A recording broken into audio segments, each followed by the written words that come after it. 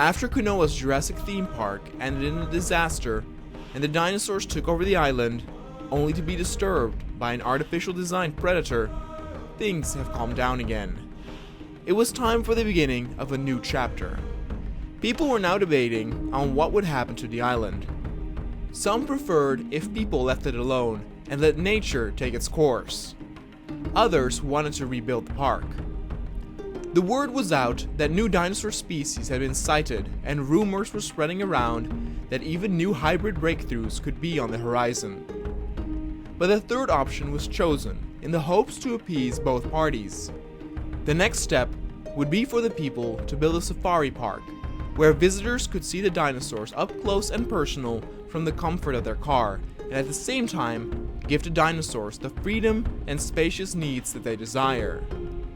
Building would start from the ground up again. A similar plan was created to the original park's entrance, with a long, broad lane which would house all the shops, restaurants, and merch booths. At the end would be the visitor center, a beautifully designed building which could be seen from any angle in the park.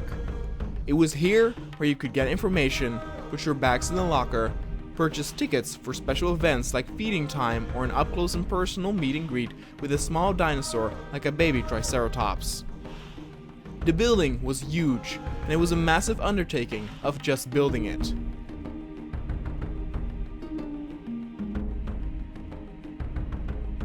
But when it was finally done, it made quite the impression on the investors and everyone who first laid eyes upon it. Next up, the shops and restaurants could be built. The layout towards the safari route's entrance had also been set in foundation. Once the first row of guest facilities were done, it reminded some of the happier times when Kunoa's park first opened. The times before all the screaming and running, as Ian Malcolm would describe it.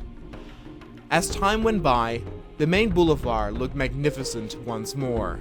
With the visitor center at the end, it was a beautiful, sprawling area catering to anyone's needs, whether they wanted a hot snack, a cold refreshing drink, or a toy or souvenir for remembrance. Next up, it was almost time to start the first steps into making the safari side of the park. But before this would happen, some staff facilities needed to be created. Then finally the path was paved that would lead visitors through the first part of the route. To ensure easy access, for now, the terrain was bulldozed and leveled, as flora would soon be inserted as well. The first terrain was done and ready for use, once the trees, grass, and of course some water were artificially added, and experts believed it was of a good size and environmental variety to please different types of dinosaurs. The route would take visitors alongside the drinking spot, giving good opportunity to make photos and seeing the animals up close. The rangers scouted out ahead as the scientists were preparing to fly in the dinosaurs for the first reservoir. The route would first start small and enclosed amongst trees, before ending up at the drinking spot, and indeed, as predicted, giving the perfect opportunity to take some snapshots.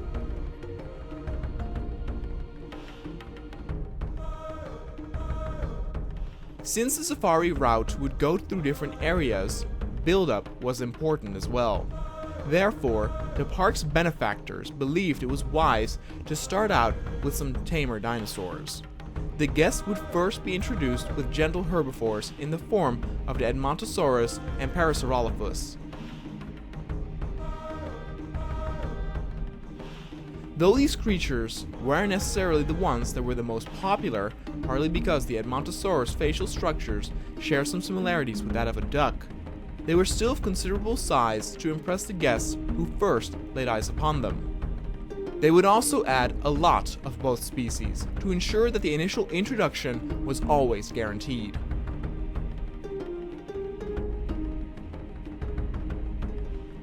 The first of the dinosaurs that had been flown over seemed to like their new area, with some even exploring part of the road. Visitors would surely love it if some of these creatures would come all the way to the side of their vehicle. The gentle nature of these creatures made this possible, as there was still debate on what to do with the bigger carnivores.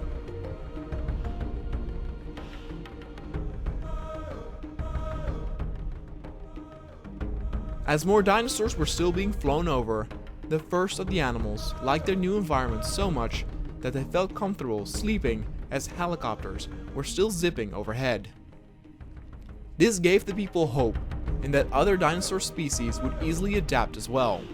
As more parasaurs were now being flown over, it became clear that the route had been planned perfectly.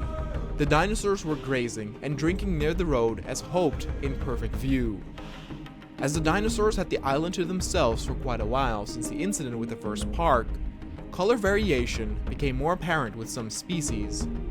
As time went on, more staff was recruited, and some of them brought their friends and family who had the chance to be amongst the first to act as consumers of the many restaurants and shops.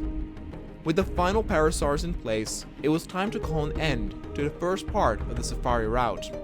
The rangers once again went around the terrain to test out how the experience would be for the guests. They indeed had a perfect view. A fun note was that the dinosaurs also used the small island that had been created, splitting up the small herd and spreading them over the terrain.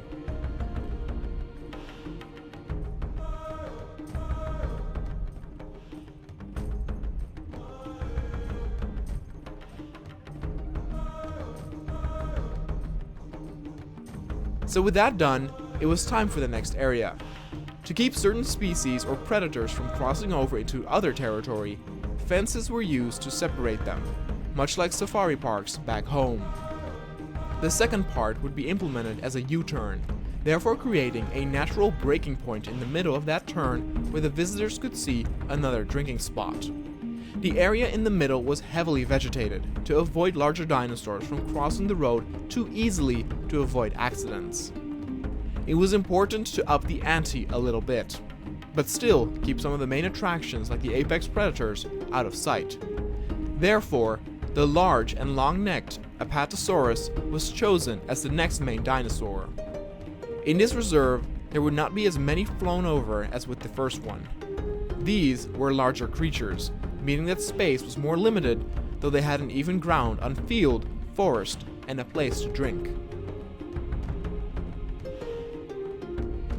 Their immense size would make it to where they would be easy to spot even in the thickly forested area.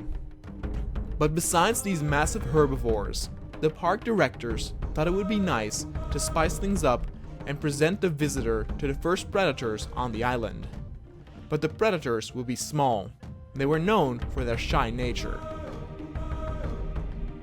The Dilophosaurus would be put in the same area, as predators this tiny would not mess around with their long-necked inmates. They were perfect to intermix without worrying about fighting each other, but due to their jittery personality, they would often hide in the vegetation for a long time.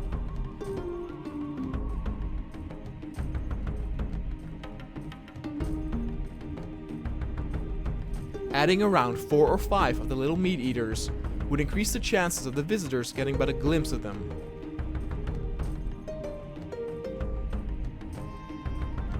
They were also small enough to where they could get up close to the visitor's vehicle without them fearing being attacked. Though of course, the visitors needed to abide by the rules. Signs were put everywhere that they needed to keep doors and windows shut. With this done, the rangers went in for another ride to check how the safari trail was doing.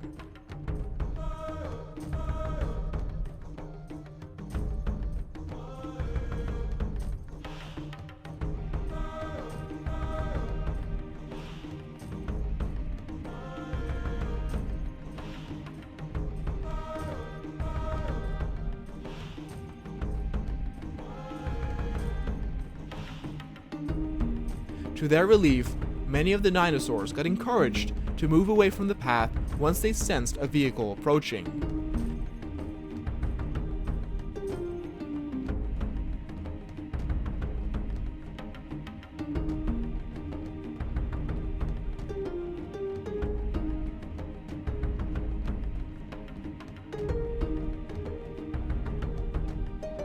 They did not showcase any aggressive behavior, and also in the next area, the rangers had a great view on the dinosaurs from their vehicle.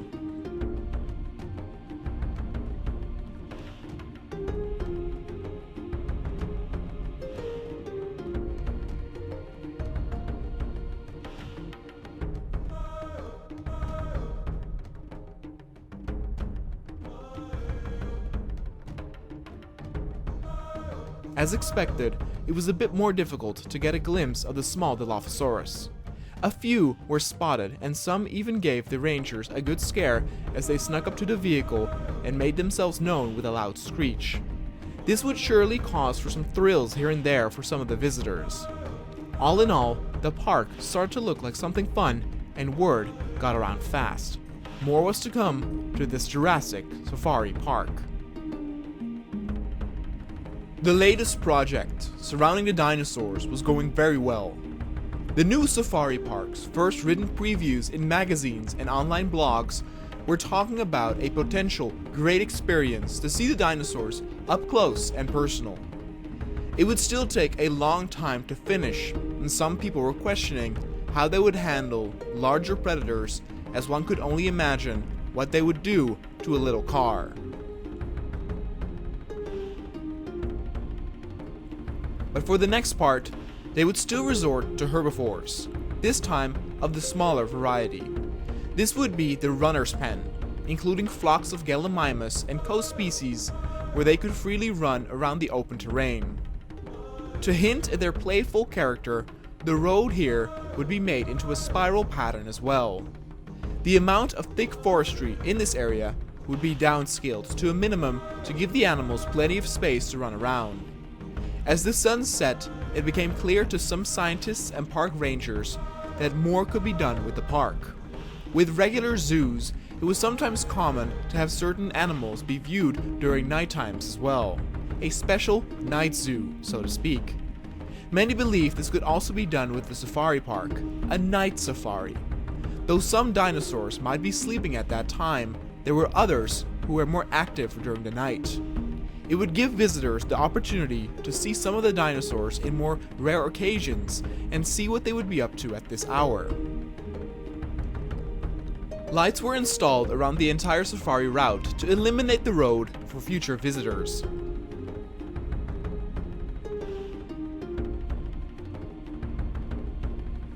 Then in the early morning, the first of the runners were flown in.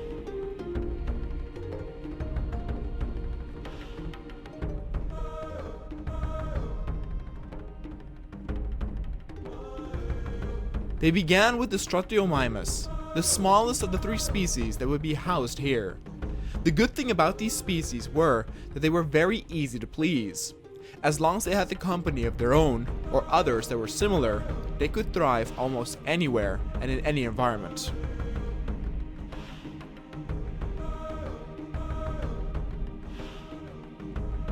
It made them therefore easy to intermix with other pens as well, but to have one specifically dedicated to this type of dinosaur would work more effectively and at the same time showcase the difference in size, coloring, and behavior amongst these three species.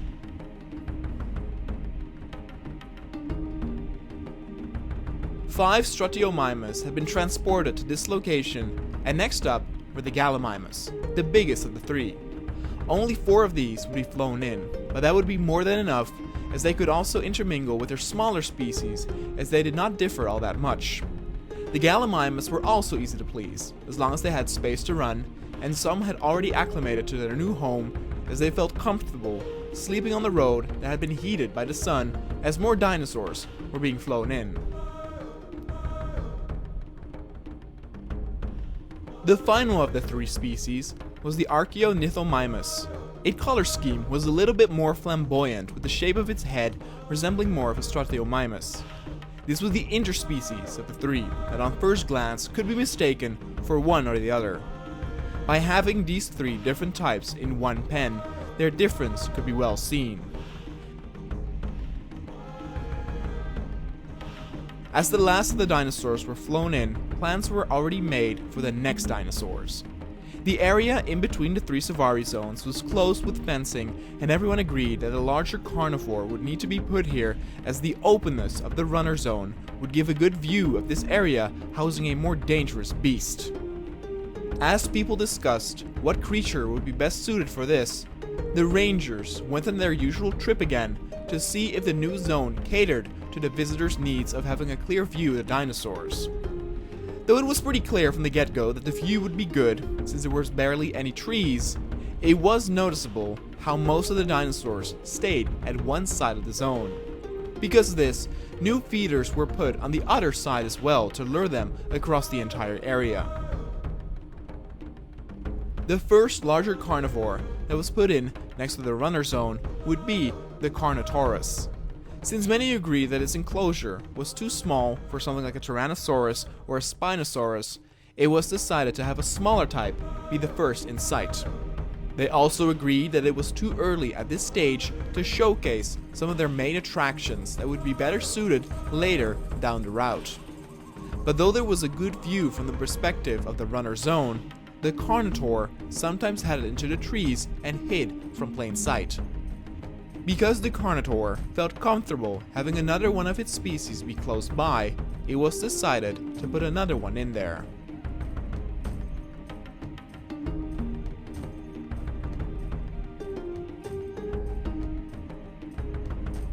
With two Carnotaurs on display, the visitors had always a guarantee of getting a good glimpse of the large predator. During the night, they also made quite the scary impression as their howling silhouettes marched over the plains. For the next zone along the safari route, a similar system would be implemented. The area was cut in two, with the road arching along a separate pen that would hold another carnivore species of the larger variety. On the other side, they would have herbivores. But after seeing the success of having smaller carnivores intermixed with larger herbivores, a repeat was requested. Over the past few weeks, never before seen dinosaurs have been spotted around the island. One of these was supposed to be more active during the night, making them perfect for promoting the night safari. It was the little Troodon. These tiny critters were brought over in a large amount and spread out over the area. They were a feast to behold, as their jittery behavior scurried them all over. Their big round eyes reflected in the moonlight, and they were indeed more active during night hours. A remark was given that these animals hunted using poison, and thus it was necessary to put signs again to keep doors and windows closed.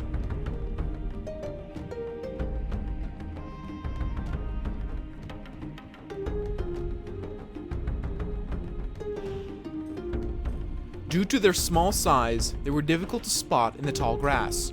They were very social creatures, and everyone seemed to get along.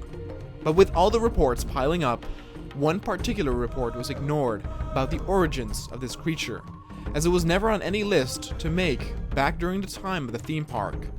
It got buried beneath all of the other reports without anyone asking questions, which is something that could have avoided many a disaster to come.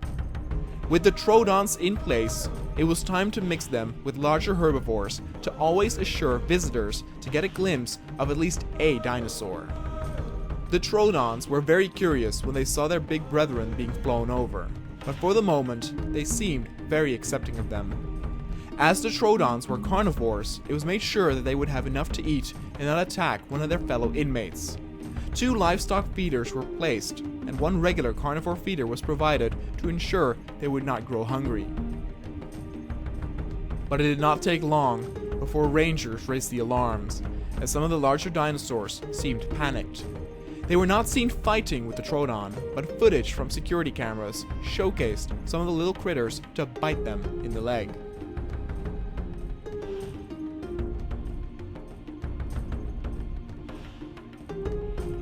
They were found dead hours later. As the final scheduled dinosaurs, the Maiasaurus, were added, a priority meeting was held on what to do with the Troodon.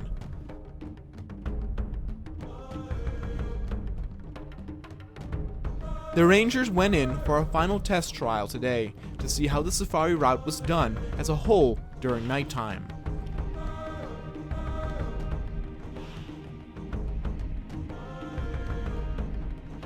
The lights implemented in the roads worked their magic. It was a pleasant atmosphere without being too bright to scare away or irritate the animals.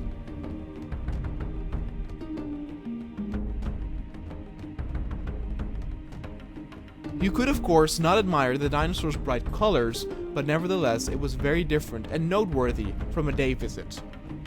In the second zone, it was indeed, as predicted, difficult to get a hold of one of the Dilophosaurus.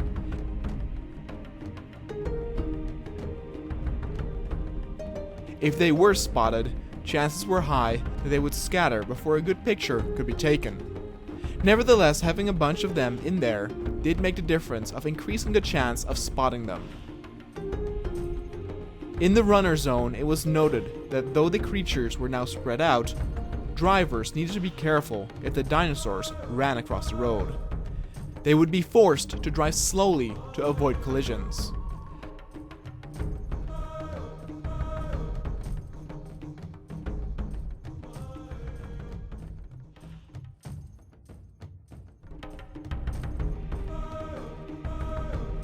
The zone still provided great photo opportunities for the carnivore nearby. In the final zone, it was indeed noted by the rangers that most of the herbivores looked agitated and scared. Multiple were found with poison bites in their legs. The Troodon were a lot more aggressive than first thought. It was decided to get rid of the herbivores, and they were still in discussion if the Troodon were able to live close to larger sauropods, much like they did with the Dilophosaurus.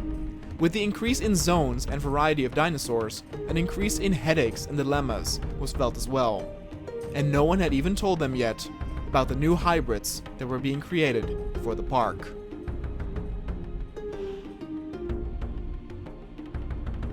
The newly created Jurassic Safari Park was picking up steam. More and more zones were added, and the dinosaur variety that could be seen during the route kept increasing. It already had many different types on display, including large herbivores, smaller and quicker ones, small carnivores, large carnivores, and more. The recent incident with the Troodon, however, did make news headlines. The little critters did not mix well with the larger herbivore species, and many had to be put down after they had been bitten by the venomous Troodon. Those who were still in good condition were moved to the first zone. A board meeting was held on what to do with the current Troodon, as the zone they were currently in was way too big for them to where the guests could not get a clear vision of the tiny dinosaur. It was decided that they would be moved to a new zone in the future, and that herbivores would replace them in the current one. Konoha would leave it to the audience to decide on what dinosaur species would get their new home in the current Troodon zone. The only condition was that it had to be a herbivore, and different species in the same zone was a possibility. For the next zone, the team would focus on the round-shaped pen parallel to that of the Troodon zone. Preparations were already being made for the zone after this one, as the dinosaurs in question were being prepared for transport. The addition of livestock feeders hinted at new carnivores making their debut in the safari park.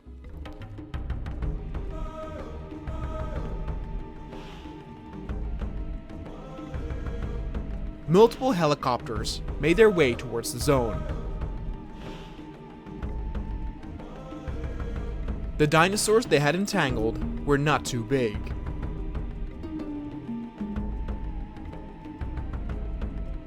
It turned out that this new area was the perfect size for a pack of raptors.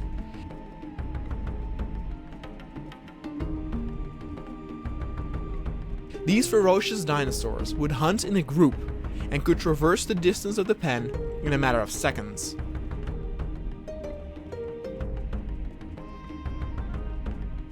Their needs were relatively simple, as they did not require a lot of forested areas and instead would use the tall grass to their advantage when they hunted.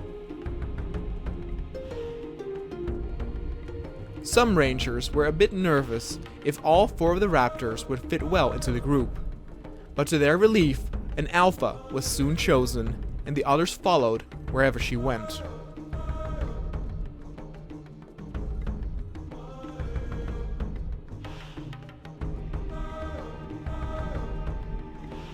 The creatures were marvelous, and Safari Park was excited to announce to the public their latest addition.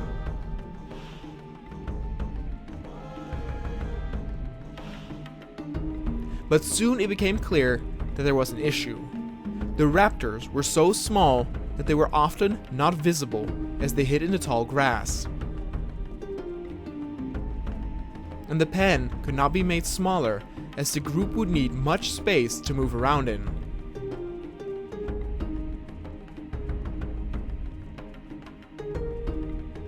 Either another dinosaur that was easier to see would need to be added, or the zone would need to be enterable for vehicles.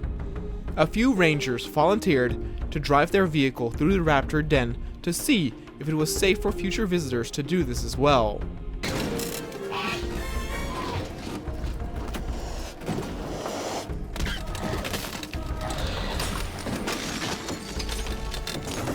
Turned out it was not. Because just the raptors alone would end up with the guests often not able to see them well, it was decided to add more dinosaurs.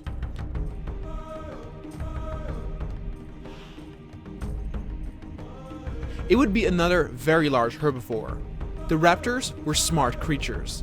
They immediately noticed that something was going on as the group assembled at the fence as the loud choppers came in closer.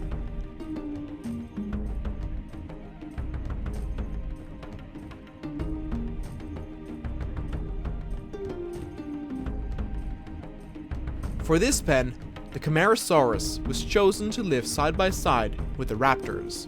They were too big to where they would not fear to be attacked.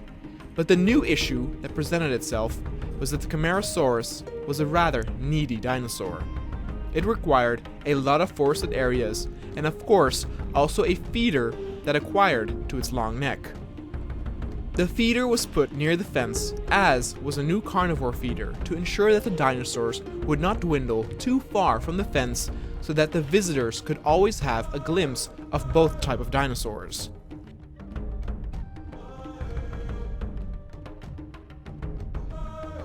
In the end, 3 Camarasaurus were added to the zone and they seemed to feel at ease, even with the raptors scurrying beneath them.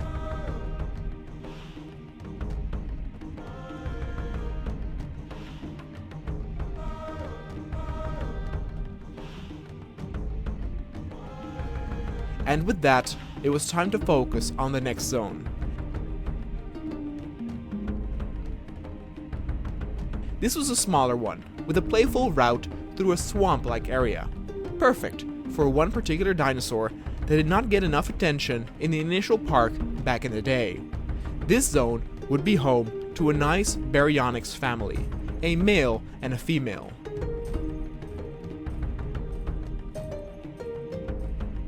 The baryonyx is a meat eater, and its claws are perfect for fishing. Therefore, the water was filled with wild fish for it to hunt when hungry, but just in case, a livestock feeder was implemented as well.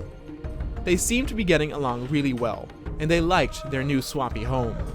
Another reason why the baryonyx was chosen to be put in here was to test if slightly bigger carnivores could be implemented in a zone where vehicles were allowed. The personality of a baryonyx was a lot more relaxed than that of a velociraptor. Precautions would of course need to be made, as signs were put up again to ensure windows and doors remained shut. Surveillance by a ranger team would also be present nearby, and to the initial test results, it seemed to be no problem to have vehicles pass through here.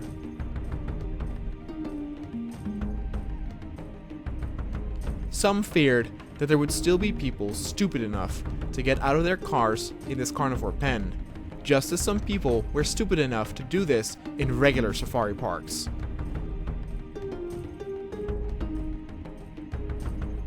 But for the time being, the baryonyx couple was bound to get a lot of visitors to come over.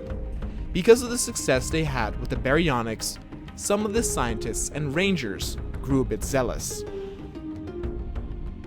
For the next zone, they wanted to introduce another carnivore, a slightly bigger one that they believed could still be contained in an area where vehicles could pass through. The dinosaur species that was chosen for this zone was the Allosaurus. This carnivore was bigger than a baryonyx, but not as big and fierce as a T-Rex. Some of the park's backers were a bit hesitant, but they agreed with the implementation as long as no carnivores bigger than this would be put in the same area as visitors. The Allosaurus had never made its debut back in the park. The scientists believed that the Allosaurus was a carnivore that could also hunt in packs, or would at least prefer another mate of its own. But this turned out not to be true. The moment both dinosaurs were put into the pen, uneasiness could be felt.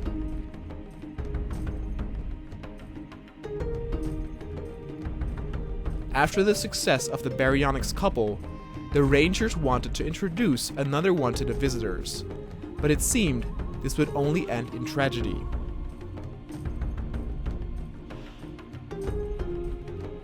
Where the two carnivores were first a bit uneasy amongst one another, it soon ended up in an actual fight. Both dinosaurs went at one another. Blood flowed, and the searing roars could be heard all over.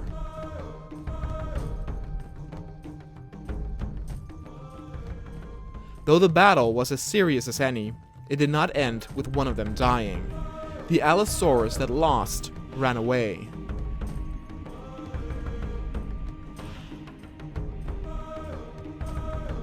This gave the rangers the chance to tranquilize the Allosaurus and retrieve it from the pen before it could be killed by the stronger one.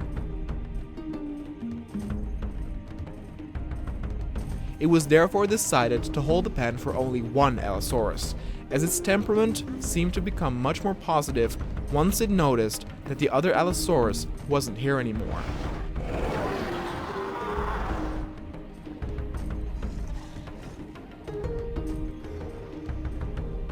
The initial tests done by the rangers if it was safe to traverse the zone via car were a success. They admitted they got quite nervous and scared once the Allosaurus came close, but it seemed relaxed all on its own. They did advise to put warnings that this zone might be a bit frightening to children.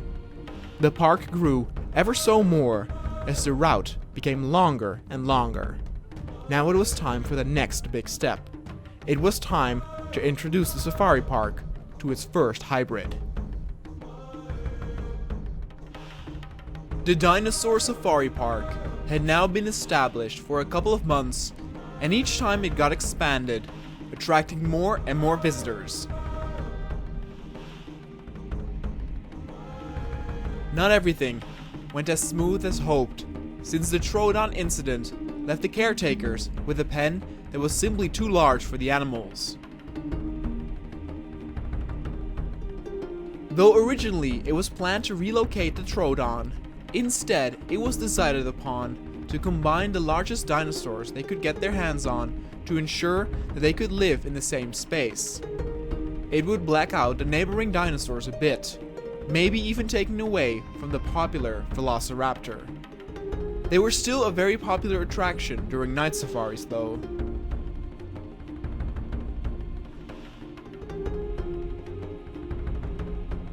Since the pen of the Troodon was so large, having something like the Brachiosaurus would be perfect. They demanded a lot of space, and just a handful could already make the pen seem stocked. It would take a few days to get ready for transport, and in the meantime, the next zone after the Allosaurus was likewise being prepared. The Allosaurus zone, of course, had a bittersweet feeling to it after the unsuccessful pairing of the couple, as the park creators wanted to recreate the popularity of the baryonyx couple.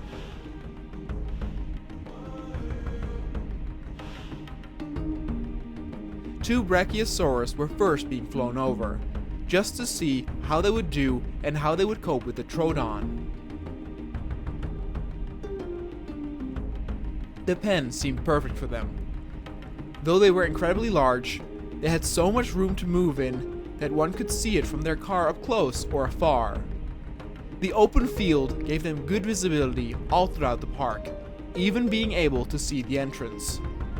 They indeed did not seem to care about the Troodon, and the little carnivores would skitter away once they sensed the ground shaking as one giant herbivore got near. As this initial test was a success, more Brachiosaurus were scheduled to be added, but one scientist noted that they should add another herbivore similar, but one that was never before seen in the park. The Dreadnoughtus was a humongous dinosaur, deserving of its name. It was beautiful and elegant, with a body similar to that of a Brachiosaurus and a head similar to that of a Camarasaurus. Though the scientists initially were very enthusiastic about this latest addition, some heads of divisions raised an eyebrow. Why was this creature never listed on any report before? It was a similar situation with the Troodon that got ignored earlier. It was scheduled to have 3 of the giant beasts being flown over once they had been tranked, and in the meantime, more information was gathered at the substation at which all the dinosaurs would undergo inspection before being allowed into the safari park. The information gathered hinted at that these Dreadnoughtus did not originate from any of the wild areas previously located, like the swamp area, the plains, or Isle Cloud 9. Instead, it was hinted at that it originated from an area called Site 10 Location E. The scientists scratched the back of their heads and agreed that someone had to get over there to find out more. One of them volunteered and left for several days. The Dreadnoughtus were an instant hit. The differences with the Brachiosaurus could clearly be seen, and the fact that their brethren of the Camarasaurus were so close by helped as well.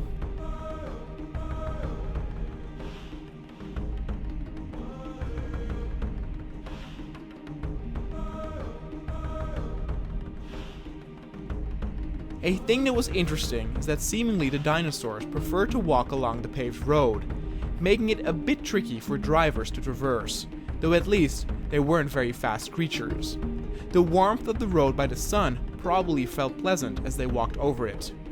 It did get the expected effect that the huge herbivores took the shine away from the raptors and definitely from the Camarasaurus right next to them. For the next pen behind the Allosaurus zone, another dinosaur was recommended that was not listed on any documents before. What was going on? One of the head scientists scratched the planned deployment of the hybrid for now until more clarity could be found on this situation. The Iguanodon was an innocent and beautiful creature. Though at first glance, they might resemble some of the species that could be found amongst a giant herd, in reality, they liked to stick to their own group. They had long claws comparable to the position of a thumb, where they would use it for multiple purposes. The primary reason to have them was for protection, as they could really hurt any approaching predator, as they could easily stand on 2 legs and slash them at the neck. But other than that, it would be used to dig up dirt to eat insects or extract tree sap underneath tree bark. 5 Iguanodon were scheduled to be flown over, and they were true beauties.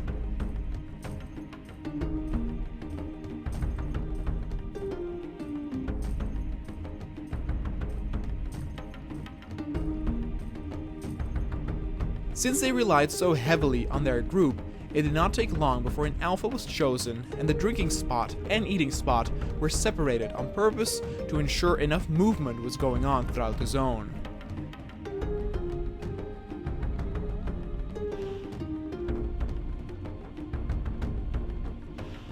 The way they ate at the feeder was enticing, almost resembling monkeys or humanoids in a weird way, where they would grab the leaves and bring it to their beaks to crunch it up. Feeding time for the Iguanodon became a popular attraction at the safari park.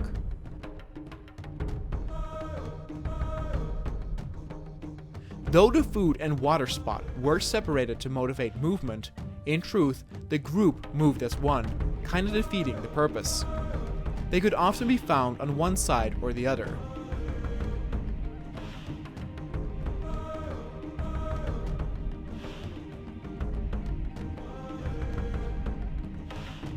And sometimes they would socialize on the road itself, creating rare opportunities for visitors to get a group shot of them up close. They weren't very jittering, so an approaching car would not scare them easily.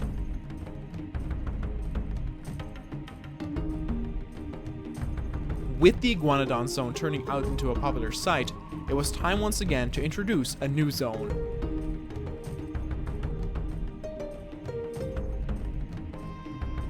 The park had quite a lot of diversity already, but it was getting a bit packed. Not too many zones could still be built. This one was a fairly small one, with a U-turn, similar to that of the Allosaurus zone. To keep a motive going, it was requested by the higher-ups that a carnivore would be put here, and this time, one was recommended that could actually act as a couple. And once again, and by now not to the surprise of the head scientist anymore, it was a dinosaur not listed before. Something weird was going on at whatever Site 10 Location E was. For this zone, the Carcharodontosaurus was chosen. This meat-eater was quite big, and had a very scary looking face, as did it have scary and menacing looking spikes all over its body.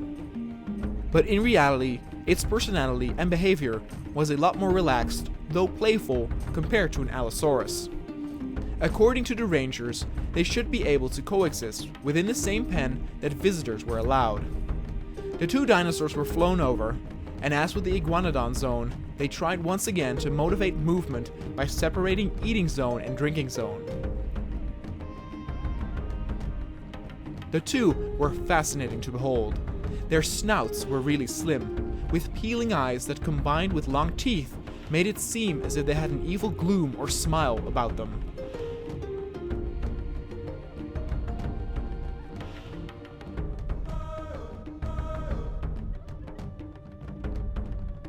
But it was indeed true what the rangers said, as they seemed very playful. They rarely would walk somewhere slowly, as they often played with each other or ran around to explore. There was a clear hierarchy, however. The alpha of the two did not play around, and when she was hungry, the other one better leave the feeding zone, as she demanded her peace and quiet.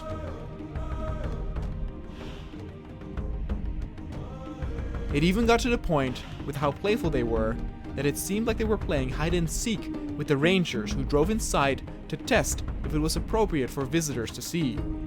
They seemed very interested in the car. They were both swirling around it, creating some great photo opportunities, but also some pretty hazardous areas due to the fact that they were stomping around so quickly. If they actually hit the car, the results would be devastating. But it never got to that, and it seemed that the dinosaurs did their best to keep at least at a distance. They were just being playful. Even when the rangers headed back to the station, the two carnivores still wanted to play with them, seemingly a bit sad that their play buddy had left them. And so, the park grew and grew. Not many more zones could be added, but when it would be finished, it would be a gorgeous park, attracting visitors from all over the globe. Many months had now passed, with the safari park coming close to being completed in terms of zones. There were a few hiccups here and there, with an increase in confusion among some scientists as dinosaurs were added that were nowhere listed. A mysterious site of origins was noted, but the scientists who left to check on that site had not reported in yet. The visitors, of course, did not notice anything. They just enjoyed the beautiful creatures from up close. With only a few more zones to be able to build, it became clear to the higher-ups that not all dinosaurs could be added to the park this way. Therefore, it was decided to revisit some old pens and add some dinosaurs to spice things up. The first dinosaur that would be added to an older pen would be the Olorotitan. This beautiful, friendly creature had some beautiful coloring patterns, including its head crest, that allowed it to communicate with its own species.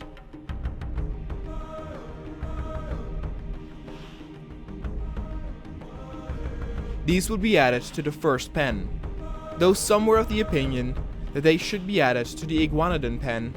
Many felt they fitted in better with Parasaurs and the Edmontosaurus.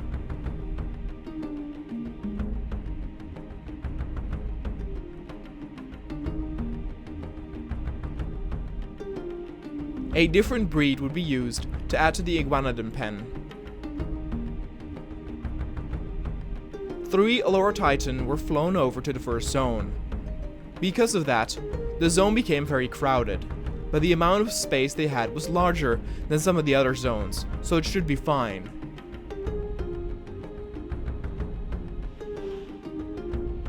In the beginning, the Allura Titan were very shy, maybe a bit scared of their new environment and their new neighbors.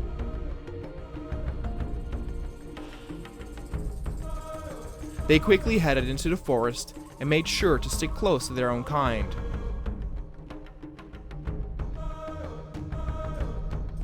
But as time progressed, they felt more at ease, and the other dinosaurs, like the parasaurs, did not seem to care, making them, in the end, come out of their shell.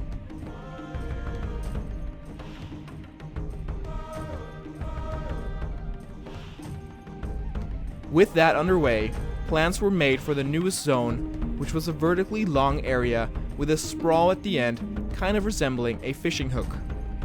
Before the rangers could decide on what dinosaurs would be added here, they got word back from the scientist who went to check Site 10, Location E.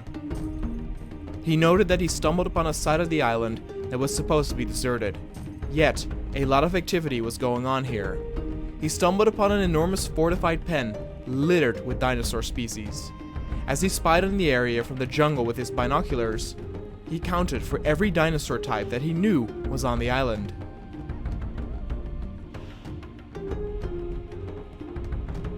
The remarkable thing was that they all seemed to coexist with one another.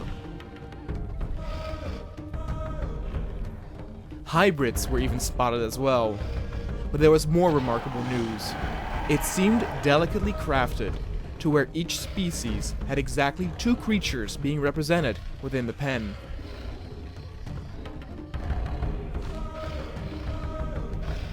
This meant that even types that required bigger herds to live in, like the Stegosaurus, Camarasaurus, or Parasaur, could only be found in pairs. This counted for the carnivores too, for many of them preferred to hunt alone. But there were 2 T-Rexes, 2 Spinosaurus, 2 Allosaurus, 2 Giganotosaurus, etc. There were even 2 Indominus Rex, and the scientists were sure that these Indominus were not related to the younglings that they found on the island the year before. These were handcrafted and hidden away. Another thing to note was that with all these different types coexisting, no one seemed to attack one another.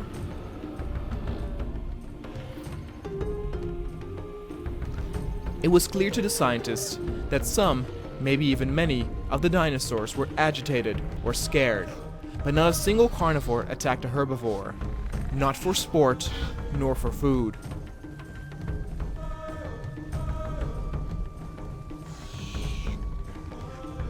One could see the urge though. If a carnivore came close, even to sometimes one of their own, they tried to take a bite, but it seemed more innocent, and to some, even a playful bite. But the scientists could see they were irritated. It seemed like the dinosaurs had something administered that kept them under control. Either like the Indoraptor with the aiming device, or, maybe even more sinister, that it was genome related. Lastly, the scientists also noted that there were more sites where he was. He could see in the distance more pens, some more heavily fortified than others, but he did not have a chance to look at them yet. He notified everyone that he would take a look and report any further findings.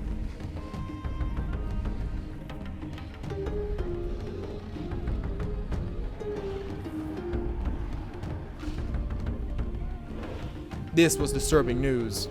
Someone was creating and tampering with the dinosaurs behind everyone's back.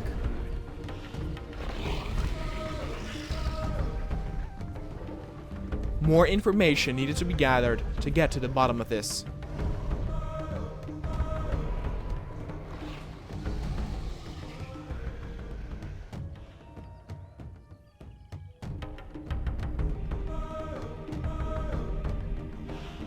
But others were impressed to find out that it was now possible to create carnivores that would not attack any other creature. They said it could benefit the safari too, as now visitors did not have to be afraid to be in the same pen as something like a Spinosaurus. Finally, a scientist noted on a particular paragraph in the report mentioning a new, never-before-seen hybrid.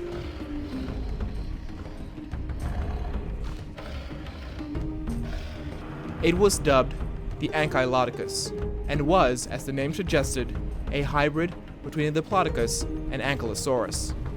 It was indeed the case that only a few days before, the Ankylodocus appeared on the list of available dinosaurs for the dinosaur park. Now we knew where it originated from. To keep things on the down low, the head scientists agreed to schedule it in for the safari park.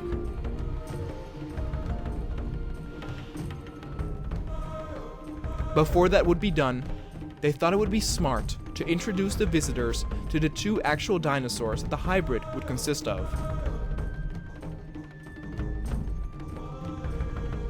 The new pen was big enough to give home to multiple long-necked dinosaurs accompanied by a smaller, prickly Ankylosaurus.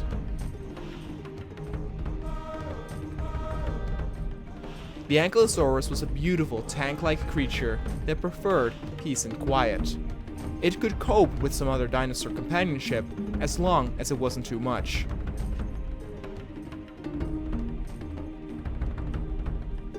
Seeing as the Diplodocus were slow creatures, they would do little to startle the smaller herbivore. The Ankylosaurus got a whole day to get accustomed to its new home before its two neighbors were flown over.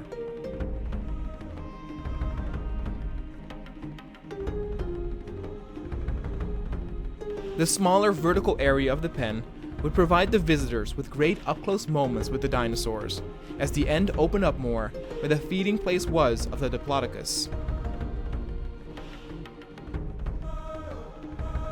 It arched right into an angle where all creatures had room to move.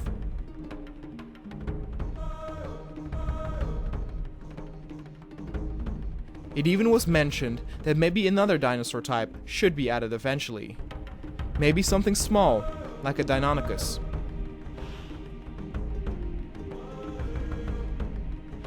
But for now, the concentration would be laid upon getting the new hybrid, Ankylodocus, to the safari park.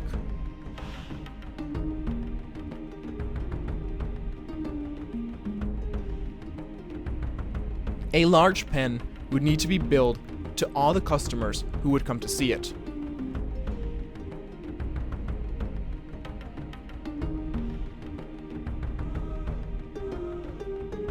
Only a handful of pens could still be made, and with the weird things sighted at Site 10 Location E, trouble seemed looming on the horizon. Hey everyone! Thanks for tuning in to another episode of the Jurassic World Evolution Cinematics series. As we are nearing the end of Season 3, we still have a few episodes ahead, but I was wondering if there were any other dinosaur video games you would like to see me play during the break between Season 3 and Season 4. I recently bought the Isle, but have also had requests for games like LEGO Jurassic World. Let me know in the comments below. Any other dinosaur game is also okay. Chances are high that I will most likely be playing some of those dinosaur games on the Looping Reel Gaming channel that's run by me and my friends Ryan and Greg. Please support us by subscribing to the channel for more Let's Play oriented content, including hopefully some awesome dinosaur games soon. You can find the link to the channel in the description down below. Thanks, and enjoy the rest of the episode.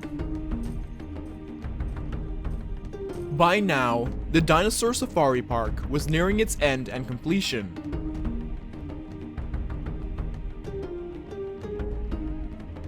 There wasn't that much room left for more pens to erect, but there were still dinosaurs to fly over, and with the realization that space was limited, several meetings were held to hoist over new species to existing areas.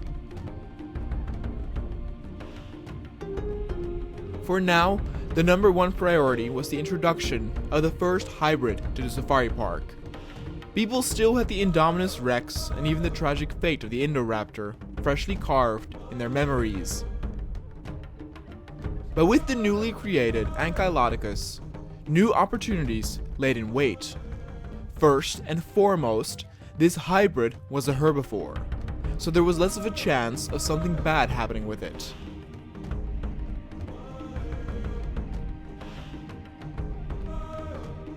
Its size demanded a large pen in and of itself.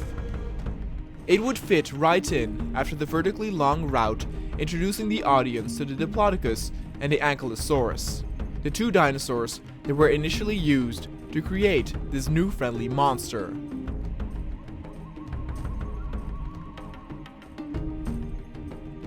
In some ways, it could be considered as one of the safer hybrids that were created, as from a certain point of view, it merely was a Diplodocus with some spikes on its head, back, and tail.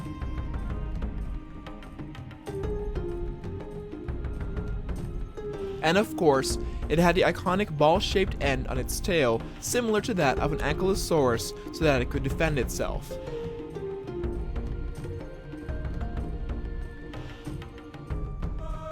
The Ankylodocus would be tranquilized, and then flown over from Site 10, Location E, the mysterious facility ground that was kept in the shadows and needed further intel to understand what it exactly was. 2 Ankylodocus will be transferred over, not necessarily to replicate a family, but to showcase multiple creations of the hybrid, something that previously had only been done with the I-Rex twins, of which one was not presented to the park itself.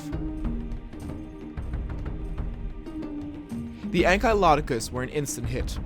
People described the looks on their faces as derpy, but that made them more likable by children and young adults.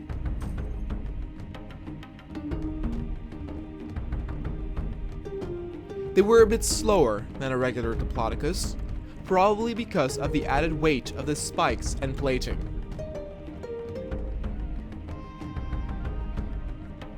With the new hybrids in place, some of the rangers felt it necessary again to head in and see if the attraction would work for its visitors.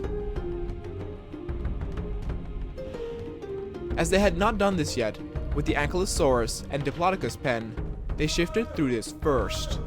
As expected, the vertical part gave a good view of the smaller herbivore, whilst the huge, stomping Diplodocus could be seen way ahead in the distance.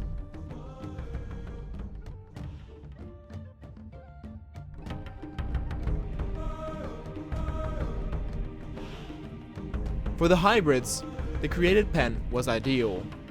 All trees and water were set at one side of the pen, meaning that the visitors would have a great view of both dinosaurs every second they found themselves on the road that curved through the pen.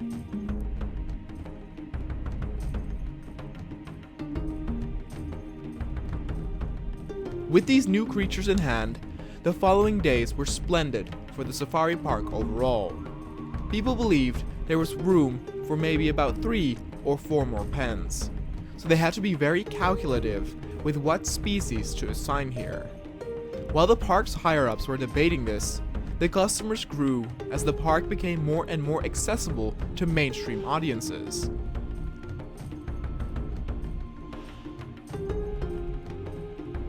The park would officially not open until the entire route was complete, but there were plenty already who got first-glance chances to experience the route up to this point.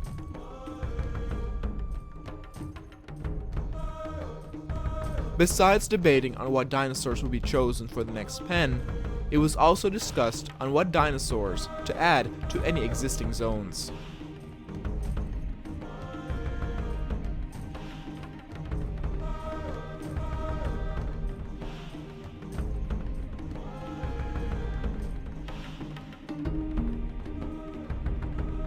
Earlier it was mentioned that the Deinonychus would be a good addition to the Ankylosaurus and Diplodocus zone.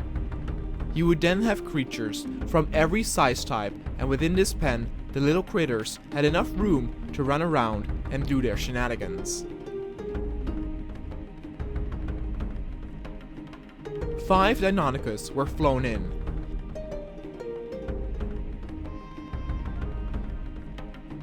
These dinosaurs were smaller than the Velociraptor, but not as small as the Troodon, meaning they would still be well visible in the higher grassed areas.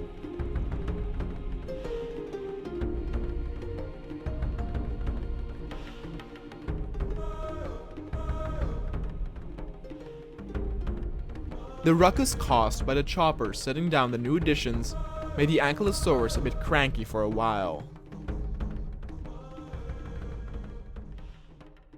What also helped to spot the new carnivores was their bright red color pattern.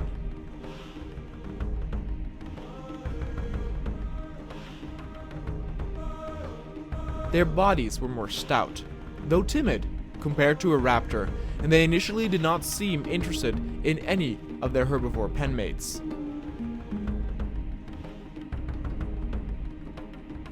Their feeding zone would be put across the road to have them spread out, and this indeed resulted in some of them crossing the path sometime, giving some nice photo opportunities for bypassing guests.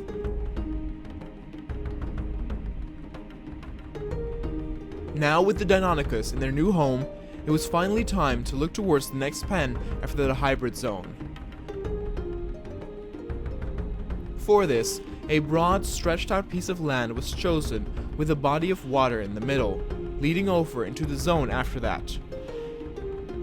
This area would be home to multiple dinosaurs as well. There were many debates on what dinosaur type and species would fit this zone perfectly. Though the amount of space now grew limited, huge park attractions like the T-Rex or Spinosaurus had not been implemented yet. People were going back and forth on making it an exclusive herbivore or carnivore pen. By choosing herbivores, multiple species could be placed within the space, while others argued that with the recent discovery of the docile predators at Site 10, this would also be possible with carnivores, or if necessary, a mixed pen with herbivores. In the end, it was chosen to make this pen a zone for the Triceratops.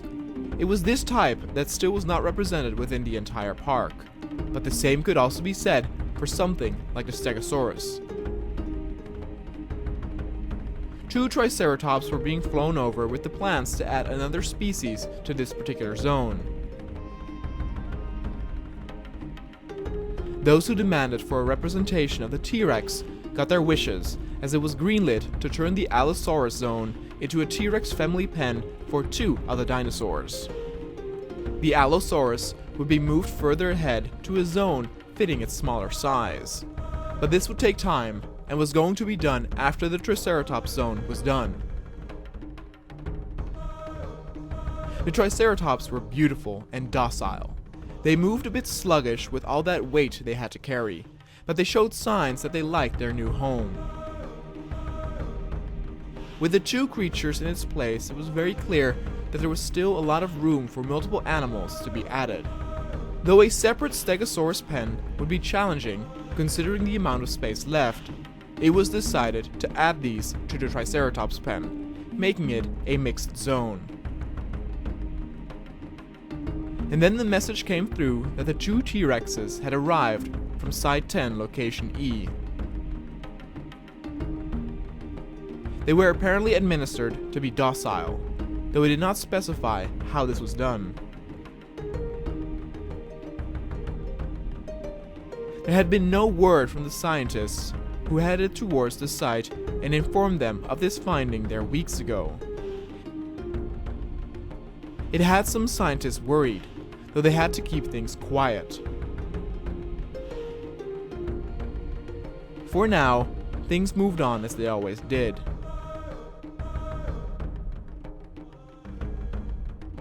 The park was months away from being finished, and everyone hoped that the end result would be splendid.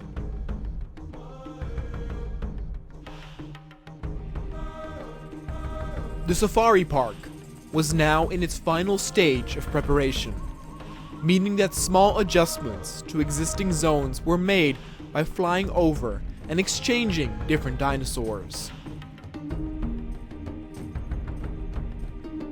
A family of T-Rex had been flown over near the park for inspection. Their roars could be heard in the distance. Though they were modified and administered to be apparently docile, one could see that it made some of the other dinosaurs very nervous. They could sense that an apex was close by.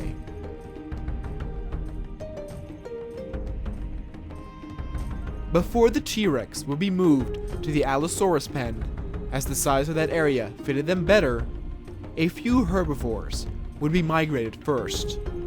The current Triceratops zone was so big that easily more creatures could be added. One of the scientists advised to move several stegosaurs over, as he saw something very peculiar on the listings coming from Site 10, Location E. Still all this time, there had been no word from the one scientist who went over there.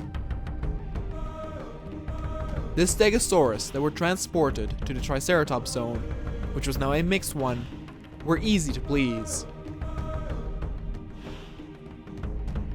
Overall, the stegosaurus was a sluggish but happy type of dinosaur. The large plates on its back ranged from many different beautiful colors. Though the plating served multiple functions, it was partly used for the mating process to impress a potential mate.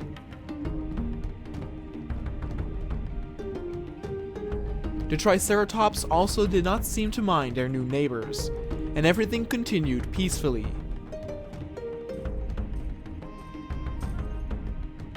Then in the following week, the transport of the T-Rex couple would take place. But one particular head ranger had an insane idea that he quickly found support for.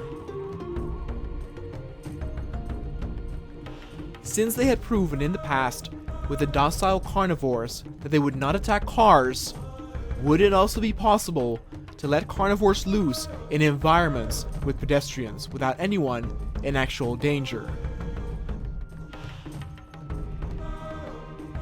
Though many agreed that this could be potentially a brilliant attraction, giving photo opportunities or even chances to pet the predators, some argued that this would need to be tested with smaller carnivores first.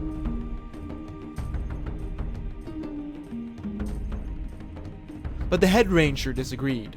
He said that if it could be proven that large carnivores like the T-Rex or Spinosaurus could be amongst pedestrians, then logically, smaller ones would prove no issues as well.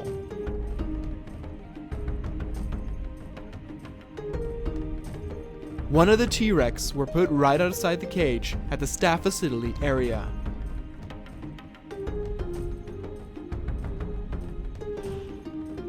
Many of the staff had assembled at the point of deployment to see the T-Rex from this close. They were excited, albeit a bit scared, as one could never know what would exactly happen. Once the dinosaur dropped, its movement scared the people away, even causing some of the staff to faint. But lo and behold, the prediction worked. The T-Rex, instead of going after people to eat, first wanted a nap and laid itself down on the sun-warmed paved road.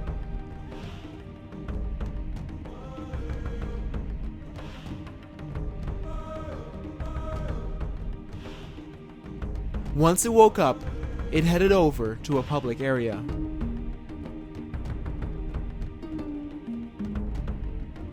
The audience was made aware of this operation, and those who were too frightened to share the same space with this carnivore were moved elsewhere for the time being.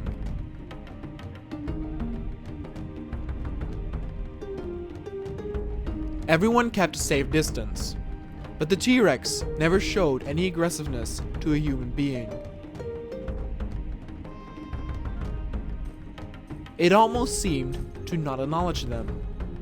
This was a fascinating discovery, and one that surely would make the park millions of dollars, as people could now come up and close with even the predators. The one security risk that they did have to think about was that people needed to stay clear of the dinosaur's stomping feet to avoid getting crushed. If it would get startled and run in a frantic panic, the consequences could still be very bad. That's why there was some tension when it needed to be tranquilized again, but luckily they were able to sedate it without anyone getting trampled. The transportation of the T-Rex couple would be quite the undertaking, as the Allosaurus would need to be moved too.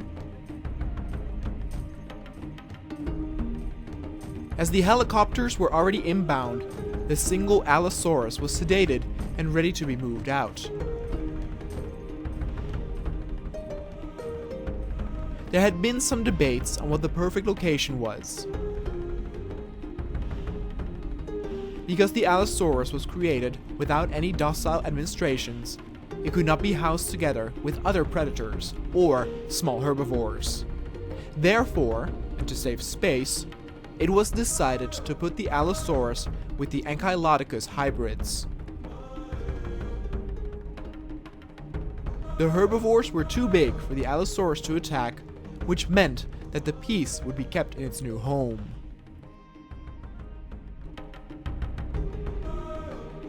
The Allosaurus was very confused when it first woke up.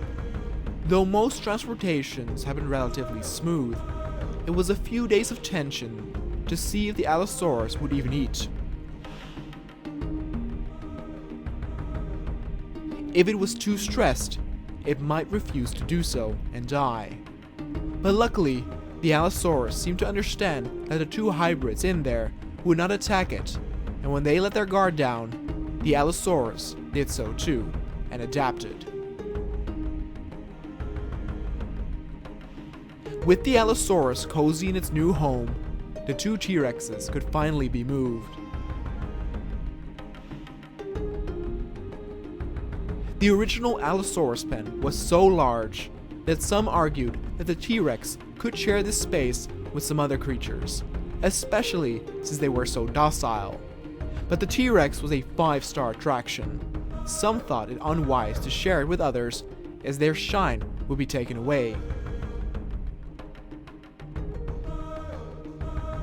The park rangers promised to discuss in the end if changes would need to be made if they ran out of space. The T-Rex couple, inadvertently, was put right past the Baryonyx couple, making this part of the route have a nickname called Romance Street. The distinct difference in color pattern made it easy for customers and staff to understand who was who. Over time, the differences in attitude and personality would make the creatures feel more attachable to the audience. They were beautiful, enormous, and as friendly as a puppy. Signs still needed to be put up to stay at a safe distance in terms of their feet, but all in all, they were a giant success. Next up was the area after the Triceratops and Stegosaurus zone. As this particular area was a bit smaller, it was the turn for the tiny kind to get moved here as well, almost working as a cooling down towards the end of the route. Something cute, like the Dracorex, would fit perfectly in this environment, though some worried that it was actually too small and would need to be combined with something else. Maybe something like a Stigmalog and a Pachycephalosaurus.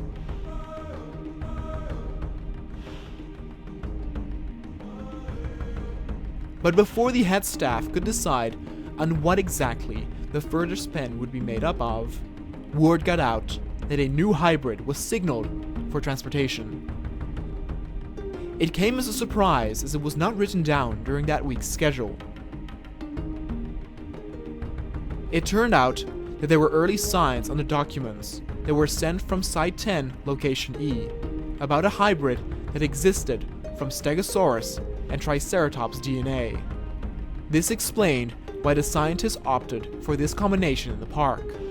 The so-called Stegoceratops was on its way and would need to receive housing within the safari park. Where the Ankylodocus hybrid was very subtle, this creature was anything but. It made some people worried about what other hybrids the minds at Site 10 could come up with.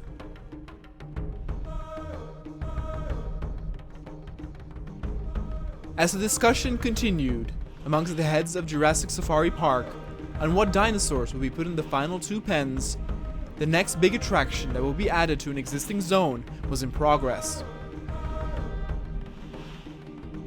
It was another hybrid enlisted once more from Site 10, Location E. The Stegoceratops was, as its name implied, a mixture between a Stegosaurus and a Triceratops. There was a heavy discussion on which of the two was the more dominant on display. The body was that of a Triceratops, but it looked heavily modified. Not only did it have the stegosaurus plating all over its body, including the tail spikes, but the blades could even be found on its head, as were its horns abnormally large. They were so large, in fact, that some argued that they were too heavy for the creature. In the long run, it might even result in some health issues, as keeping the head adjusted with that added weight would become a more difficult task over time. 2 stegoceratops were being brought over, both in a different color pattern. The stegosaurus-like blades on its back were the brightest of color and difficult to miss. They were tranquilized and brought over to the mixed pen of Stegosaurus and Triceratops. In terms of its personality, there were some questions being asked. The Stegosaurus was a sluggish dinosaur that kept calm most of the time. This was on display again, as none of them seemed to mind the incoming helicopters, whereas the Triceratops ran around in a bit of a frantic panic.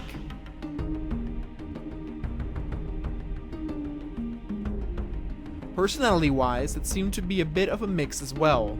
The 2 new hybrids could be spotted running around the first couple of minutes, as they did not understand what was going on.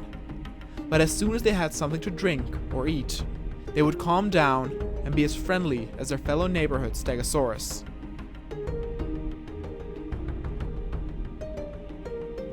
Even the other Triceratops, who were a little bit more antsy than the Stegos, eventually warmed up to them, not being afraid of eating around them at the same time. The difference in horn size also did not seem to intimidate them.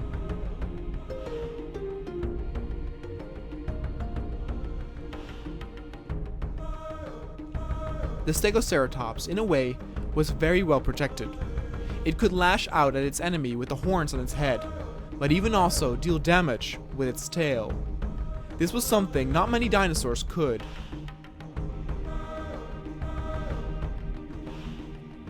Despite the Stegoceratops making a relatively calm impression, the moment that the Rangers headed in there, the sound of the engine did seem to startle them a little bit. Obviously, the other dinosaurs did not seem to care, as they were used to them by now. The Rangers stayed a little bit longer and tried not to make too much noise, and eventually, the hybrids did grow accustomed to the presence of humans in their vicinity. And all the while, the friendly Triceratops grazed on. Then it was time to look towards the next zone. Plans were already underway, as they were previously interrupted by the announcement of the Stegoceratops. This next zone would be a fairly small one, and thus it would be perfect for some smaller herbivores. The Dracorex was first chosen to be added here, though there were those who were worried that they were so small that they would blend in too much with the tall grass. But first things first, they would be added to see how the size was. 3 Dracorex were first flown over, and these small critters were not particularly difficult dinosaurs personality-wise.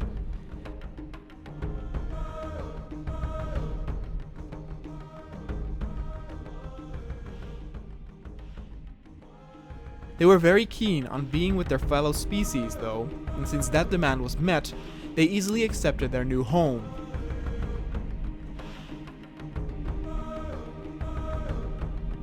So then it was time to decide on what dinosaurs it would share its pen with. There had already been suggestions by fellow head scientists to add similar types like the Pachycephalosaurus or the Stygimolog.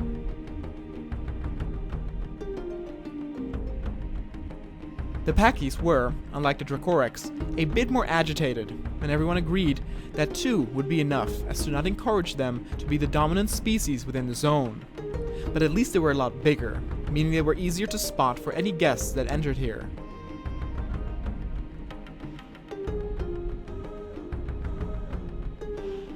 The visitors were also asked not to get too close to any of the Pachys, as their ramming power could dent a car quite easily.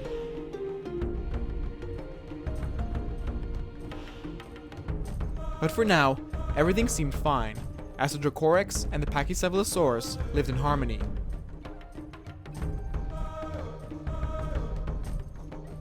Then lastly, there was one more type of dinosaurs to complete the set. The Stygimolog was almost as a mix of the Dracorex and the Pachy by itself. It had the spikes of a Dracorex, albeit a lot bigger, and it had the same bulge on its head that it would use in the same sense as a Pachycephalosaurus. These two were fairly easily agitated. Part of this came through the constant battles males would have over dominance. More so than other species did they have duels to decide a leader for the pack. 3 were chosen to be sent over to the zone. They were bigger than the Dracorex, but smaller than the Pachy. They did blend into the tall grass as well, with their tall spikes popping out. Their color scheme was a little brighter, making them a fan favorite amongst visitors. The initial run made by the rangers did pose some interesting scenarios. Some of the small dinosaurs could be seen crossing the road, making for nice and unique opportunities. But as feared, they were indeed difficult to spot once in the grass. The route itself, though, was fun to drive, as a few curves here and there made it more interesting for the one behind the wheel. Despite not being the largest animal, the Stygimoloch was the one that had the easiest photo opportunity. Then all of a sudden, another ranger had a new idea regarding some of the docile predators. Though it was agreed by everyone that the up-close and personal meetings with predators would attract a lot of guests, they also saw that the carnivores needed to be introduced at a fairly slow pace. The next predator that would be introduced to be amongst the people was the Velociraptor. A smaller kind, and a creature that in the eyes of the rangers was perfect to be part of the so-called raptor petting zoo. Rather than a zoo, it was a certain period in the day where the docile raptors were put amongst visitors and they could take pictures with it or pet it. The petting initially was created from inspiration formed after some of the scientists had watched a video of some of these dinosaurs from an early age. They seemed almost friendly and allowed humans to touch them.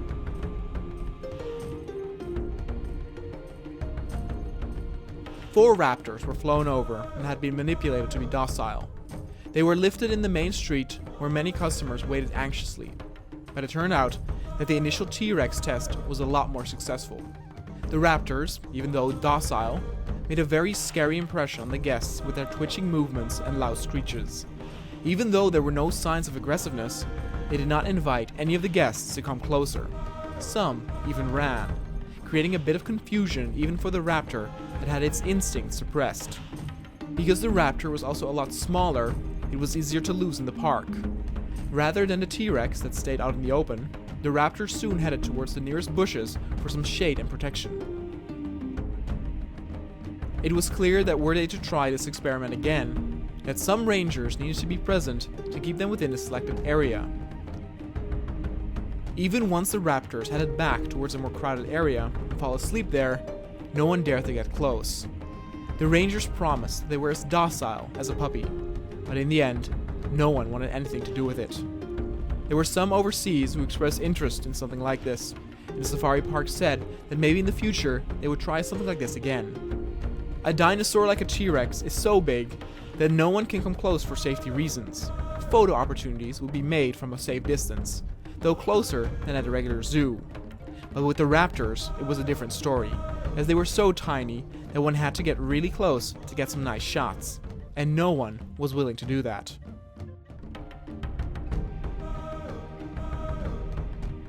And thus the raptors were being sent over towards the other raptors already in the park. Those dinosaurs were not manipulated, and it would be interesting to see if they would be accepted by the pack.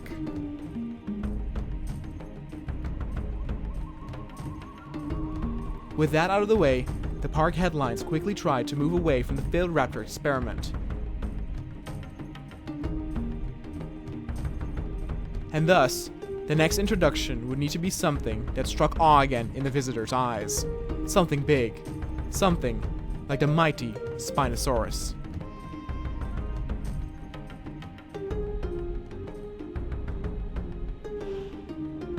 The safari park seemed to be in its final stage for a while now. New attractions, dinosaurs, and merchandise were unleashed every other week, it seemed. Headlines of blogs and newspapers were enthusiastic about the new hybrids, but also mentioned the failure of the Velociraptor petting zoo. Not a failure due to a technical malfunction, nor someone getting eaten. Rather, the fact that no one dared to get too close to a velociraptor made the attraction not a success.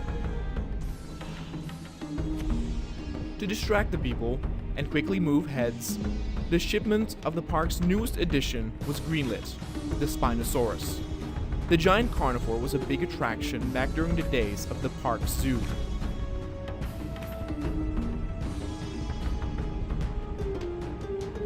Its imposing fin could already be seen looming above the fence at the interstop before being transferred to the safari route. The newest zone was considered too small, and thus the Spinosaurus would need to be put in an existing pen.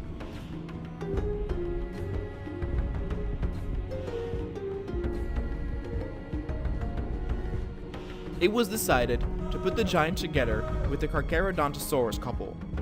This way, the Spinosaurus could shine in all its greatness, yet the playful penmates would not lose their own shine since they would be hard to miss along the U-shaped route.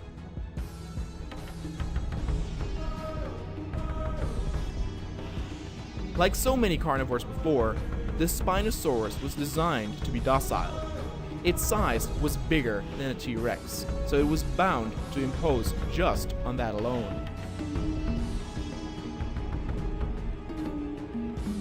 The Carcharodontosaurus seemed very surprised, though excited, with the arrival of their new neighbor.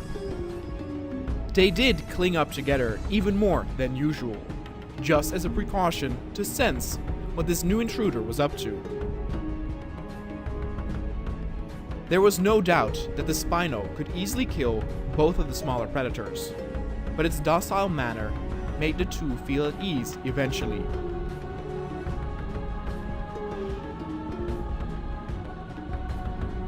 Though the Spinosaurus was indeed docile, it hurried after the car with the Rangers when they performed their initial test run.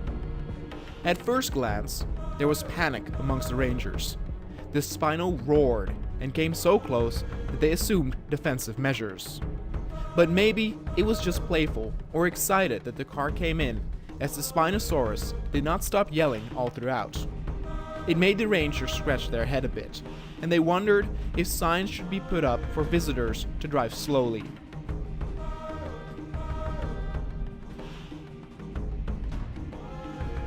With the new carnivores in place, it was time to add another herbivore.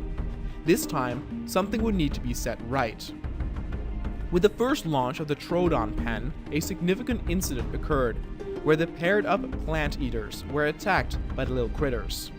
Thus, many of them were lost, including the peaceful Maiasaurus. The physical build of the Maiasaurus was somewhat similar to that of an iguanodon, and thus it was decided to add 5 of these to the iguanodon zone. The Maiasaurus that would be added had a larger variety in color patterns, though there were some who raised an eyebrow, as they were afraid that the pen would get too crowded with 5 specimens being added. People were also still waiting if green light would be given to add something to the Tyrannosaurus zone. There was room enough, but what creature would blend in perfectly and still get an even amount of attention as the mighty T-Rex? The coming of the Maiasaurus resulted in total panic amongst the iguanodon pack. They all sought shelter in the wooded area. As the newcomers were inserted in the zone, they grew accustomed to sharing with nobody. Multiple helicopters descended, its noise explaining the panic amongst the iguanodon. As they were flown in, they headed over the area that recently had adopted the latest Spinosaurus edition.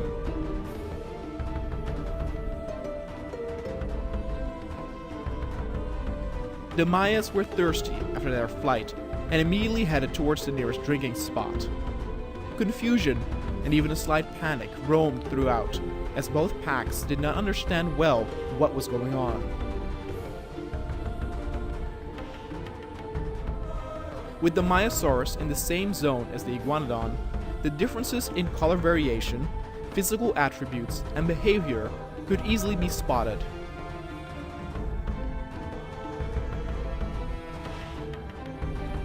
Though the Maiasaurus would also bunch up together, they would not move as one like the Iguanodon pack did. It was interesting to note, as the Maiasaurus was less capable of protecting itself compared to their Iguanodon counterpart.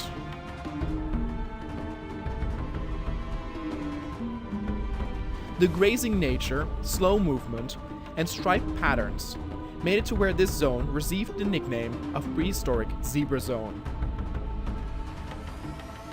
And thus, with the so-called zebra zone done, it was time to move towards the next zone along the route. It had an open plain, but the road was narrow and short. Too much time to gander was not an option.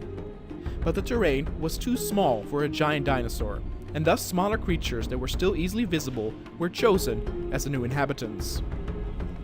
This zone would be another mixed one, but first, the plumpy Styracosaurus was chosen for this spot. There was a long debate on what kind of creature would be shown next, a variety of the stegotype, the ankylotype, or the trike type. Eventually the trike type was chosen, which would also influence the next creature that would be added. The zone was not big enough to accommodate an entire herd or even a pack. Thus, only 2 were flown over. The color contrast between the 2 was quite extreme. One was light and one was dark. As the zone was a bit smaller and the drinking area was right next to the path, the dinosaurs would always be visible regardless of their position. That meant that more members of the trike family would be added. This time, it was the timid Torosaurus. Though its size was not as imposing as a Triceratops, let alone a Stegoceratops, its color patterns on its crown was beautiful all around.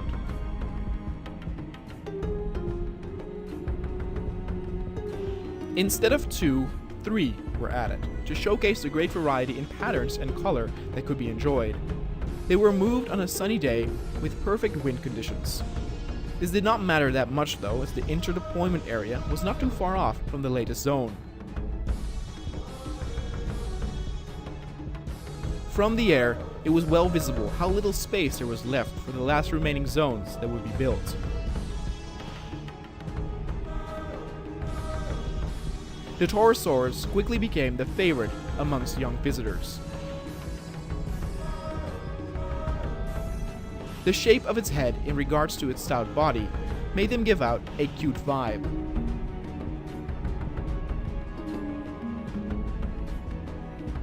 They quickly recognized the fellow Styracosaurus as a similar type of dinosaur and could easily live amongst each other. Maybe even another variant could be added.